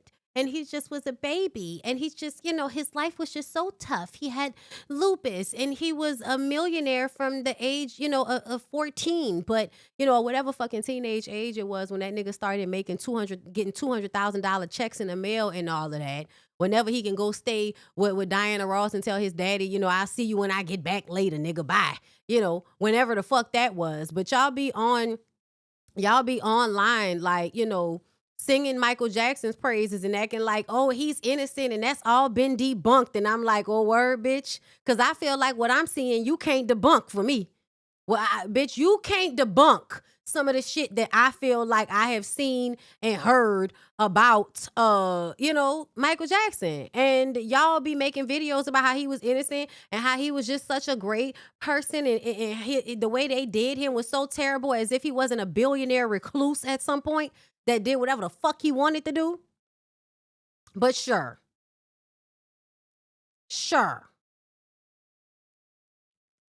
Tell me about, you know, your moral compass. That's all, you know, whatever, girl. It's me, Kia. Thank you for the super chat. I'm missing Dominique on egg already. The way she defends Brandy and women, period. I love what she stands for. I truly hope she's okay because Dominique prefers a soft life and she's a true lady. Girl, listen, I understand, but you can't be stealing people money, girl. You gotta be, you know, you gotta get your life together, girl, because you know them people gonna come for you. If they ain't gonna come for nobody else, they gonna come for your black trans ass. You know? I hope the growth necessary for us to get past this happens. Okay? But at the end of the day, y'all, it's just money. I hate to break it to everybody. Speaking of just money, Taraji P. Henson reacts to celebs attending the Met Gala, which is being funded by billionaire Jeff Bezos. What the fuck are we doing? Okay? Now, celebrity. To me, I'm like, Taraji, I would be defending you in this moment. I'm going to let you rock because you're not wrong. But didn't you just go to Bali to go see oh boy? Didn't you just go to Bali to see oh boy? Don't you defend Chris Brown? See, it's this thing for me where I just kind of feel like if you can't see like this overall arching theme, it's not just capitalism, right? It's not just the rich people shitting on the poor people and everybody under them. It's not just that. It's also the men being allowed to get away with abuse. The famous men being allowed to get away with abuse. And you attend the Met Gala. That's also a part of the problem. And you wear the ice out pin. Please note that I will be dragging you in perpetuity. You cannot wear the ice out pin to the Jeff Bezos backed Met Gala. Jeff Bezos is part of the reason we're in this fucking mess. Jeff Bezos supports this fucking mess. Just a friendly reminder, I know that... And that's also true. And that's why I low-key didn't give a fuck about the Met Gala, you know, because I was just like, y'all, I hate the way it fell flat for me. Let's get into the pictures, right? Because I do want to talk about these independent looks. And as an entertainer myself in this, you know, in this entertainment industry, because content creation is the entertainment industry at this point, I do understand that people have to show up in some rooms to make their money because everybody's still having to go about living their life and going to work. And this is work for these people. So I don't want to overly judge them for this situation, but I'm also like, I'm not feeling the showing of the wealth while everything is disintegrating amongst the regular class of people. You know what I'm saying? Like, I know that some of the artists are on some level kind of still financially regular people. Like, they're not as rich as we like to pretend that they are. But it was something about where we are right now where I just kind of feel like it's not the same as it used to be. A moment where Beyonce and Rihanna were hugging and in a picture together looking gorgeous would have been such a huge moment. You know what I'm saying? But it just doesn't feel the same anymore. You know what I mean? Like, I just think something has been taken out of us being able to enjoy the opulence because nobody, everybody's struggling right now. I'm kind of feeling a way about y'all being opulent at a time like this. I'm kind of, I'm caught in between two worlds, y'all. I'm not even gonna front on y'all. Yeah, I know she defend Tyler Perry, girl. I know. A woman that really should have went out on her own and kept her mouthpiece for herself and not for nobody else. I'm over it. It's not just me. Okay, it's corny. The whole concept has always been corny to me. It low key kind of is. But you like to see beautiful things, right? You like to see art, and we're all like, us magical people. You show us shiny shit, and we get all distracted. Yeah, but it's very Great Gatsby, and I don't feel comfortable with it. I don't care if it's Beyonce and her daughter and Jay-Z. I still feel like it is a stage for y'all to perform bullshit to us, but give us beautiful looks in the process. So let's just focus on that for a second. Everybody looks beautiful. Beyonce, what is happening? I know you're meant to look like a skeleton, right? Like a beautiful skeleton. That's what she's meant to look like. And a part of me feels like, what does that say about you? What are you, empty? Like, let me show y'all. So the artwork that this is supposed to be based off of, I think I saved it. Here it is. This is what inspired, this is what piece of art Beyonce's outfit was inspired by. It's Caroline Duro, a Creole artist from Louisiana that draw this piece called The Visitor. The skeleton inspiration was designed by none other than Olivier Rostang, not Balmain, whatever. Anyway, it's a skeleton in a beautiful see-through dress, right? And it says that, visitor, and then kind of like this ghostly thing, like it feels like not really being here. It's like, yeah, I'm nothing but bones and beauty. I'm nothing but bones and fabric. And so looking at Beyonce, I just feel like, I know Beyonce is always on some deeper meaning shit, but sometimes I feel like people don't even know how they're projecting themselves out to us based on just what they're drawn to, what they want to wear, what they want to say, what it tells us about them that they don't even realize is telling us. And for some reason, it felt like empty. It felt like empty, like beautiful on the outside, empty on the inside. That's what I feel like that was telling me. Like that's what that art, that piece translated to me. And the way she has not been to a Met Gala in 10 years, it did feel like I'm going to just float through as a visitor. Somebody that's not even really here, girl. You see me, but I'm not really here. And yes, it is, very gothic and rock. And I'm interested to see what the messaging is going to be like. But one thing I'm tired of, I'm so fucking tired of people getting on the internet talking about 1 + 2, 3, blue and red equal pink, bitch. Y'all know how they be. Every time Beyonce does something, they try to create a narrative around it. Like she's leaving Easter eggs for her fans to put together. And that shit always annoys me because I'm like, bitch, just come out with it. Like, just do whatever you was going to do. Okay. Some people did say they thought she was pregnant. I don't think she's pregnant. I think this was, my body looks this way and I'm going to wear this dress anyway. And I did appreciate that because we are in the Ozempic, if you could lose the weight, lose it situation. And I feel like Beyonce is saying, I'm going to show up with my body as is. And I do appreciate that. But then at the same time, I don't know why, recently I feel like anytime Beyonce is asked anything about herself, I'm just proud of my babies. I'm just proud of my kids. It's my last segment. Get your life together. I'm just proud of my babies. I'm just so proud of Blue. And it's like, I believe you, but I also feel like you don't have anything else to say. Jay-Z looks like the rich black oligarch that he is. I think Blue is cool as fuck. I love the jacket. I love the dress. I love that it's age appropriate. I love that she has sunglasses on. Her shoes are beautiful. She's a beautiful little girl. Beautiful. I heard that Beyonce had to call in a favor to get Blue on the floor at the Met Gala because there's an age requirement. And then one of the most beautiful, beautiful people of the night, Doechii. Doechii showed up in what is this? They didn't say. They didn't say who this was by. Girl, I don't know who made this. I just know it wouldn't have been shit without her body, without the goddess-like energy that she was giving. Every pose. She was also barefoot.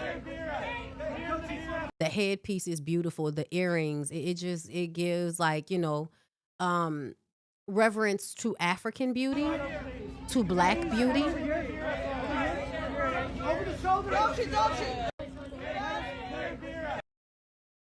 Like, and then barefoot. I love it. She looks beautiful. She looks beautiful. Like whatever they were trying to accomplish with the goal, she gave. I do wish they had oiled her up more. I'm not even gonna lie. I wish they would have put some of that glaze on her so she could have been shining all over the place. Okay. Moving on. Who else? Okay, y'all know y'all's faves, Rihanna and ASAP Rocky. They were also in attendance. Feels amazing and don't nothing else compare. You hear me?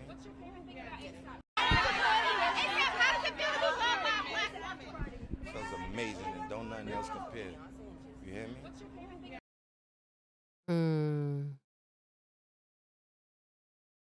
How would you describe Rihanna's look in one? She's shining like a diamond, you know? She's shining. How would you describe Rihanna's look in? Yeah, I'm from Harlem, so I wear pink all the time, but shout out to Baby Rocky, you know? Yeah. I'm coming out of an oyster. Yeah, she sleeps at night like a regular human being. Yeah. Damn, that's fucked up.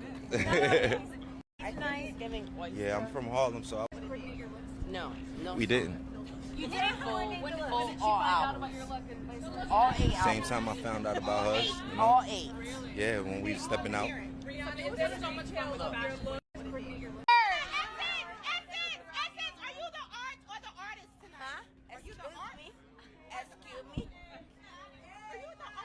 How would you describe? How would you describe Rihanna's look in one? She's shining like. I'm the art and the artist. Beyonce and Jay-Z. What's your favorite thing about ASAP's look? Is there a detail? What's your favorite? We're going to Beyonce. I don't think. I mean, they might be high, but nobody cares. I like her look. I don't like his.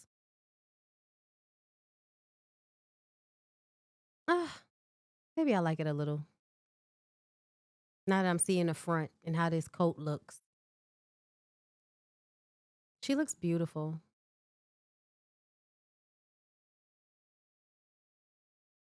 It's definitely looking like art. ASAP just looks like a pimp. Oh, she had to take his jacket off for him. My God. Yeah, Rihanna looks very pretty. I love it. I think they look good. Let's move on. Solange. Solange came through, y'all. This is great. This is good artwork right here. She wore Iris Van Herpen Fall 2012 Couture, a glossy black architectural dress styled by Kyle Liu. I love it. This was one of my favorite looks.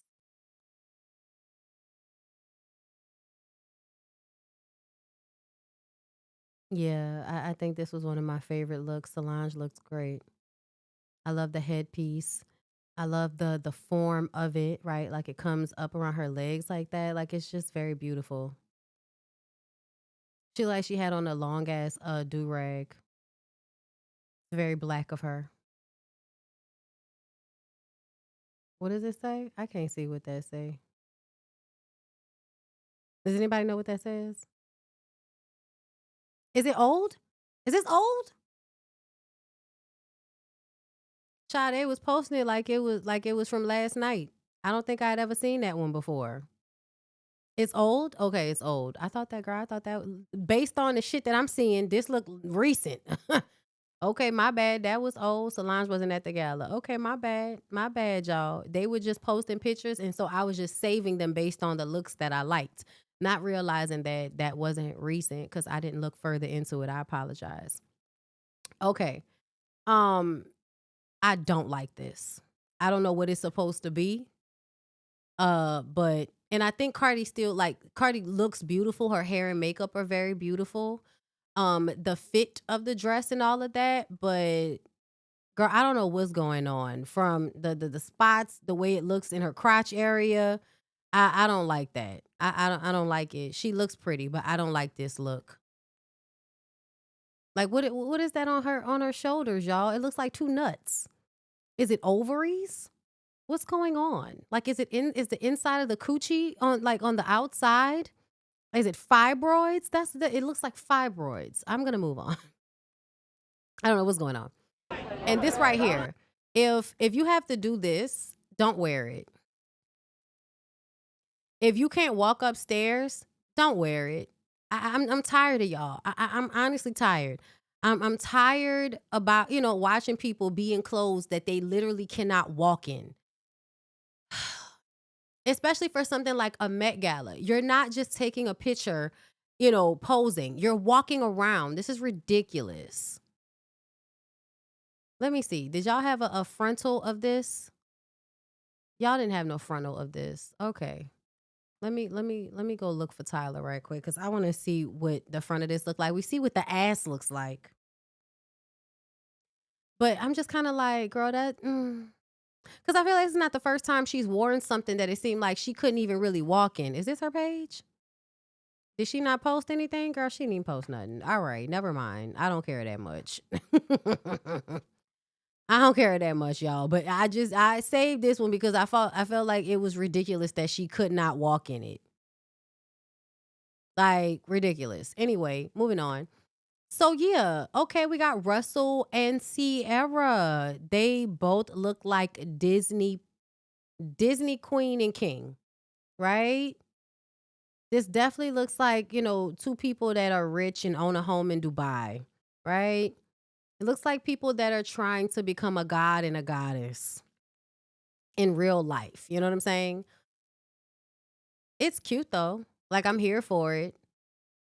The dressiness of it. I think that Russell Wilson finally gets to be, cool and suave as long as he's standing next to Sierra, who's giving gold ice queen. They look beautiful. I like it. I like his look and I like hers. Y'all know I'm a gold girl, so whenever you do gold right, I'm here for it. Yeah, they look royal, but like royal in a Zeus in the gods type of way. Like in that type of way. I don't think Sierra better not be pregnant again. I'm gonna start seeing this as some type of abuse. Child, why he had to be he had to 1, 2, 3. He got to be on 3 steps in order to be taller than her by a little bit. Look at his little short self. This is cute though. I think this is very beautiful. She definitely looks like the art. She looks like it could be an action film. It could be a Disney cartoon, bitch. Like this could have been on the Zeus cartoon back in the day, girl. Y'all remember Hercules? Remember the Hercules cartoon back in the day? That's what they look like. That's what they look like. That look good. I do like that. All right, let's get into some of the other looks from the Met Gala. Some of the ones that people were actually speaking about. First of all, this lady right here, I think that's Emma Chamberlain. Yeah, she was in Mugler. This was one of the most beautiful, amazing looks of the night. It literally looks like a painting, or like just the ink, or try not the ink, all of the paint colors kind of rushing together. Like this was beautiful. This was absolutely beautiful. They were supposed to look like living art, and I think she did great. Lala is there. Lala, that's pretty. Lala, that's pretty. Let me. Yeah, I mean, it looked like our grandma furniture, but it's pretty. It's definitely art. I love her hair, right? I love her makeup. She's giving Jessica. You know what I'm saying? She's giving Jessica Rabbit. You know what I'm saying, with the hair. I love it. Who's that? I'm sorry. Let me see.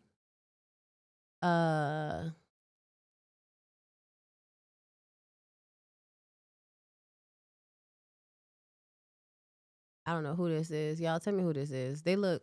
I don't like this look. It looks confusing. This was pretty. I also don't know who this is, but the hands over the boobs, the cut over the waist, her body is perfect for this dress. It's definitely giving Grecian, right? It's another one that's giving like Greek mythology vibes. Just like Sierra and Whole Man Russell were giving like Greek mythology. This Lala, it was safe. It was safe. Um okay. Oh, listen, bitch. Okay, is that who I think it is? No, that's not her. I don't know who that is, but that's pretty. I don't know if I would consider that a art piece. It looks like just a very pretty dress. But girl, you look good.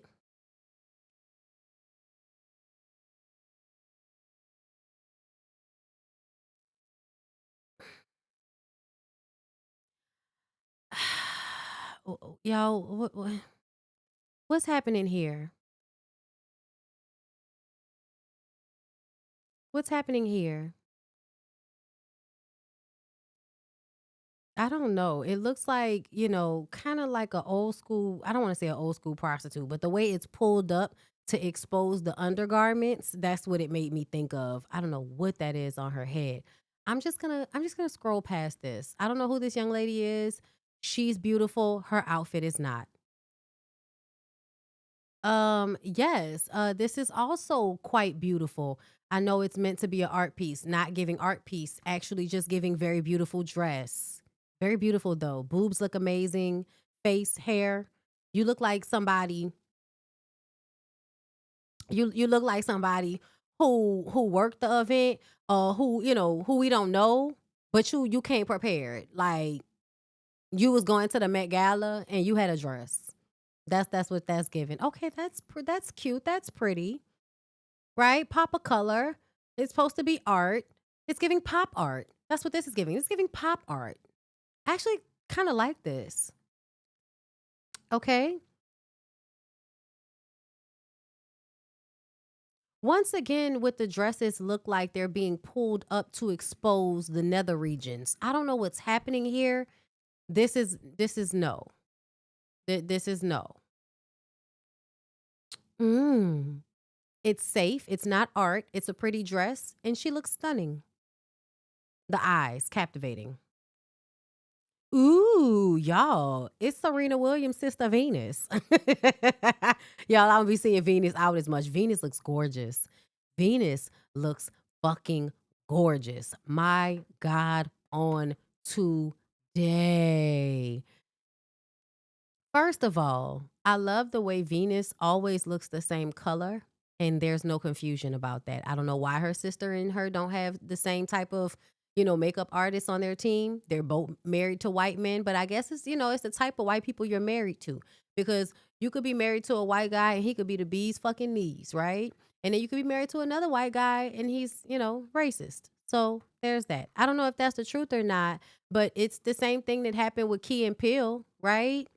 Like y'all been hearing them stories. We'll talk about that another day this week. But I know y'all been hearing them stories about Key and Peele, right? And about how Chelsea Peretti, which is Jordan Peele's wife, gave a black comedian the heads up about Key's wife, because Key's wife is possibly, allegedly, maybe the person that Get Out is based off of how Key started acting once he married that white lady that he's with.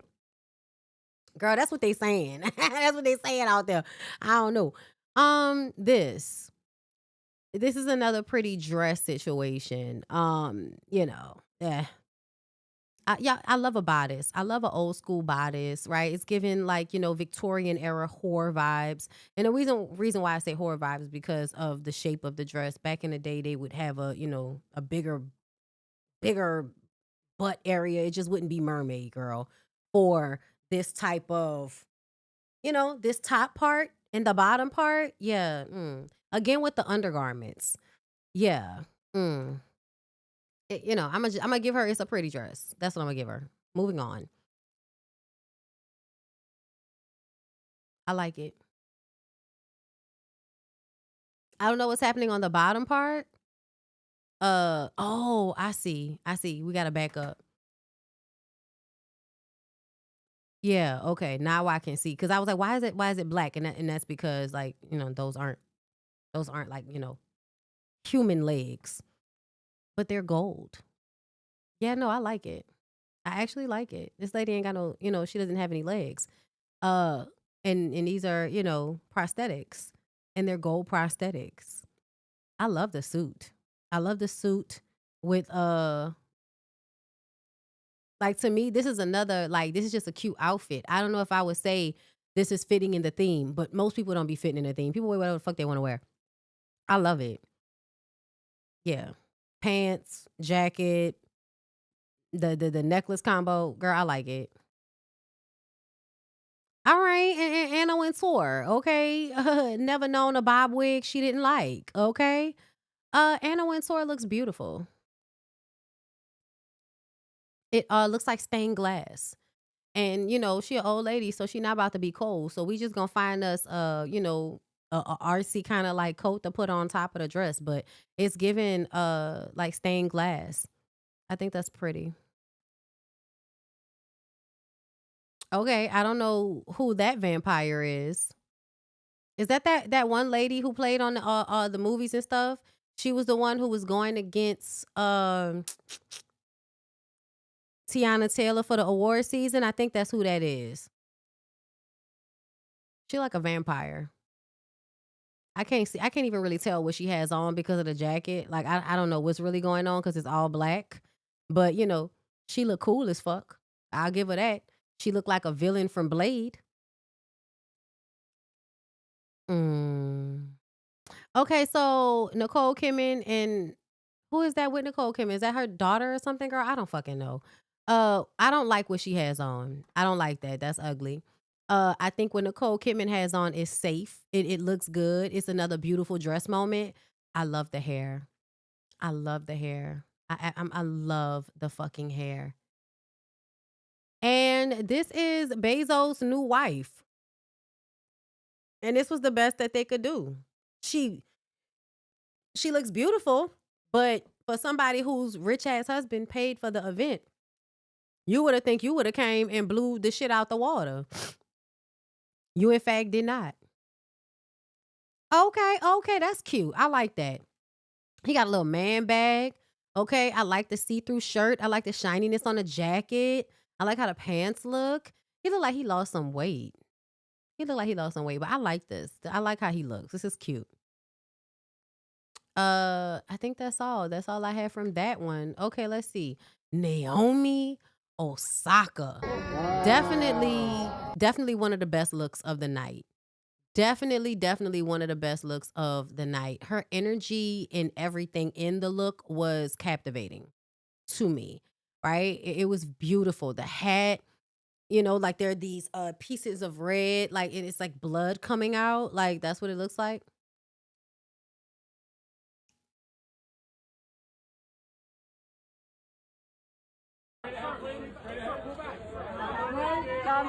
There you go. That's what we need.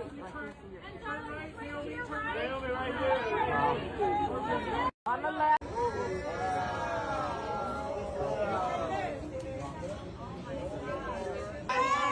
Yeah, she did that shit. Where's the reveal? Did I not get the reveal? I could have sworn that I had the reveal from her. Hold up. Matter of fact, let me go to Fashion Bomb Daily. I'm sure they got it. But her look was one of the most captivating looks of the night, if you ask me. Along with what's that lady, the model?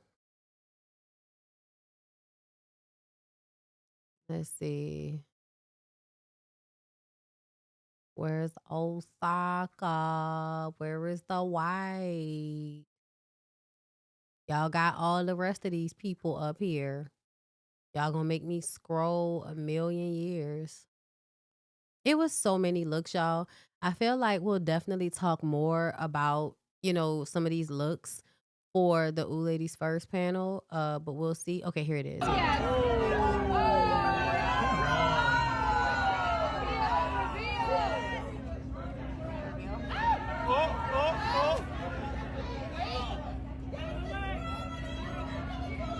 Wow! Beautiful.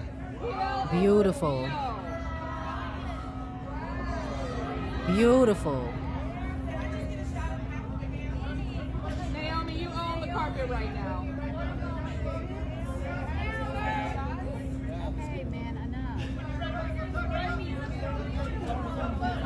Nah, he needed to make sure that her hair was good after she took that hat off. Look at the back. Beautiful. Beautiful. Yeah, no. Definitely one of my favorite looks of the night was Naomi Osaka. And then I did want to do where's she at? Anouk. Oh wait, no. Before we get to Anouk, it's another one I wanted to look at. Janelle Monáe.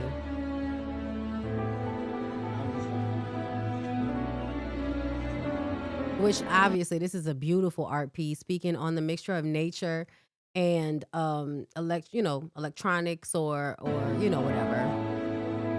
Animatronics. This is an art piece.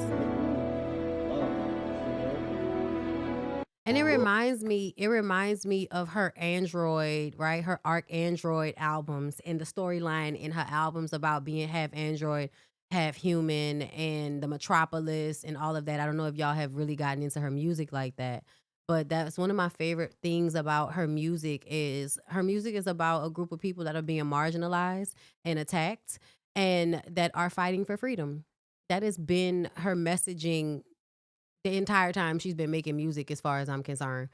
Y'all wanted to see Tiana, right? I feel like we'll hold off on Tiana until the Ooh Ladies First panel. Because there are so many looks, y'all. There will be more looks to get into, but I absolutely wanted to end with Anouk Ya, okay? I think that's how you pronounce it, because she literally, as a model, looked like a statue. Like a statue. Absolutely gorgeous. Absolutely fucking gorgeous. It's not even about the dress. It's about her face. It's about her face in the dress. And this is something that I really want us to think about when we look at fashion. Fashion loves to make people seem as if they're just a hanger. The person is just a hanger for the clothes. Absolutely the fuck not. The dehumanizing of models and people in general so that the clothes, let the clothes tell the story. No, girl, fuck you.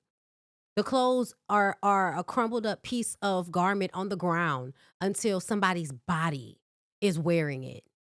The dehumanization of models and of the fashion industry, period, has been one of the sickest things ever to me.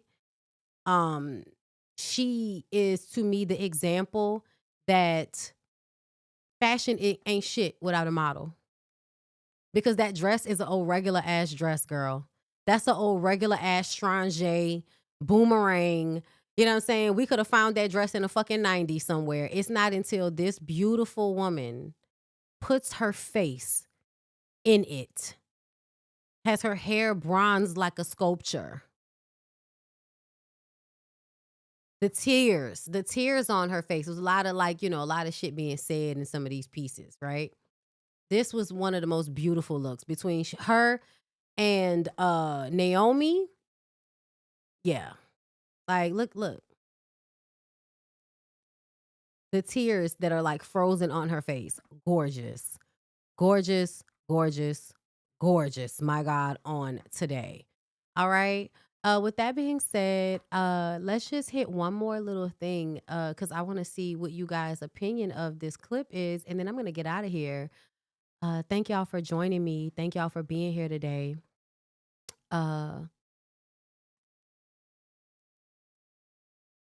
So even though Rihanna and ASAP were like singing each other's praises on the red carpet, it looks like they may have gotten into a little tiff. And listen, as somebody that often gets into little tiffs with my husband and then 5 minutes later, nothing happened, this isn't it's not a big deal. But in celebrity land, sometimes things that normal couples can get past, celebrities sometimes don't get past. So let's just take a look. Oh, shoot. Oh, she's tired. Oh, Riri. Oh, she's not happy. Oh, she's not happy. It was a... I'm looking at his They are not happy. Just don't come up, guys. All right? Don't go up.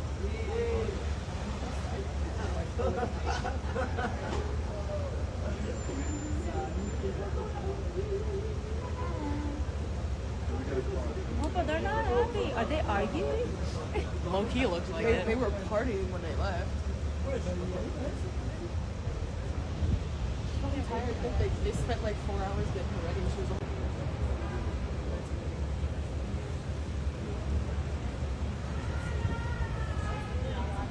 They arguing. And they arguing because of the way he looks. To your left, Riri. Riri, over here, please. To your left, Riri. Right here. You were beautiful. Where you going? Where you going? Whose after party did he go to then? When he was keeping his head straight and still talking, that's when I could tell they was arguing. That moment right there. That moment right there. Any lip readers in the house? What y'all see? Yes, they are people. They are people. And they're celebrities. And they just finished being on a red carpet promoting Black love to us, right? And see, this is the thing. This is not meant to like, oh my God, they're not here. No, of course they're people. They're humans. People get into fights, as I said. Me and my husband go back and like we have a little tiff this morning because he get mad because I tell him to do something. Okay, but 2 minutes later we're fine. Okay, so I'm not saying this is a big deal, but I'm just saying in celebrity land, everything is being pushed on us through celebrities. So to me, I don't see anything wrong with when we do shit like this. We see y'all, somebody done recorded y'all look like y'all might be going through something, and then we sit up here and gossip about it. I don't see no problem with it. You know why? Because 5 minutes ago, y'all was on the motherfucking red carpet promoting Black love and family and all of that to everybody. So if you can use the good things about your life to promote to us, then if we see something bad, stop acting like we not supposed to comment on the shit. You know what I'm saying? I'm not saying you saying that, but I'm just saying, as far as like this, because they're in a fishbowl. They're literally in a fishbowl. That's what it looks like. Like, why can't we see y'all? Why can't we see y'all argument? Where is the tent? Where is the tent? So now you think you about to be going to another party? Okay, nigga. Okay, you going to another party? Okay, well, I'm going to go to the party. I'm going to go to it. You can go to the party. But you said earlier that you wasn't tripping about what party I went to. It was that moment right there. Look, you could do what you want to do. I'm gonna do what I want. Yup. Because you crazy. What like that? Like he said, you crazy. He may not have said that, but and then she left out by herself. Girl, I don't know what's going on, but y'all got 3 kids and y'all a young couple, girl. I don't know what y'all gonna do, but I do know that she's Rihanna, and regardless, her and her baby, they gonna be just fine. But there is a level of people thinking that they have like somewhat of a perfect relationship, and I don't think there is a such thing. So, me, like, I'm not gonna lie. Like, maybe the fucked up thing about me is I like to find the cracks. Whenever people promote things a certain way, I'm like, girl, yeah, the good and the bad exist all the time. That's a relationship. That's life. True. Leaving her with 3 babies so he can go to the party. Because people pedestalize celebrities. Exactly. Should have kept it quiet like back in the day. Then we wouldn't care. We saw JFK and his wife fighting in Central Park. Ciao. PR stunt because they're literally out in the damn open. I don't think it was a PR stunt. I think it's one of them times where they knew the people were there and didn't give a fuck. Because like we still gonna be together tomorrow. Anyway, y'all, thank y'all so much for this long ass live. It does make them more human. It does. I'm not mad that they got into a little tiff, a little back and forth. Okay, I don't like the presentation of the performance of perfection. I don't like that. So if we see a little something real every now and again, like bitch popping back, like nigga, who you talking to? You said you was going to me. Who the fuck? Yeah, PR stunt for what? Exactly, because we don't even know what's going on. So what could it be a stunt about?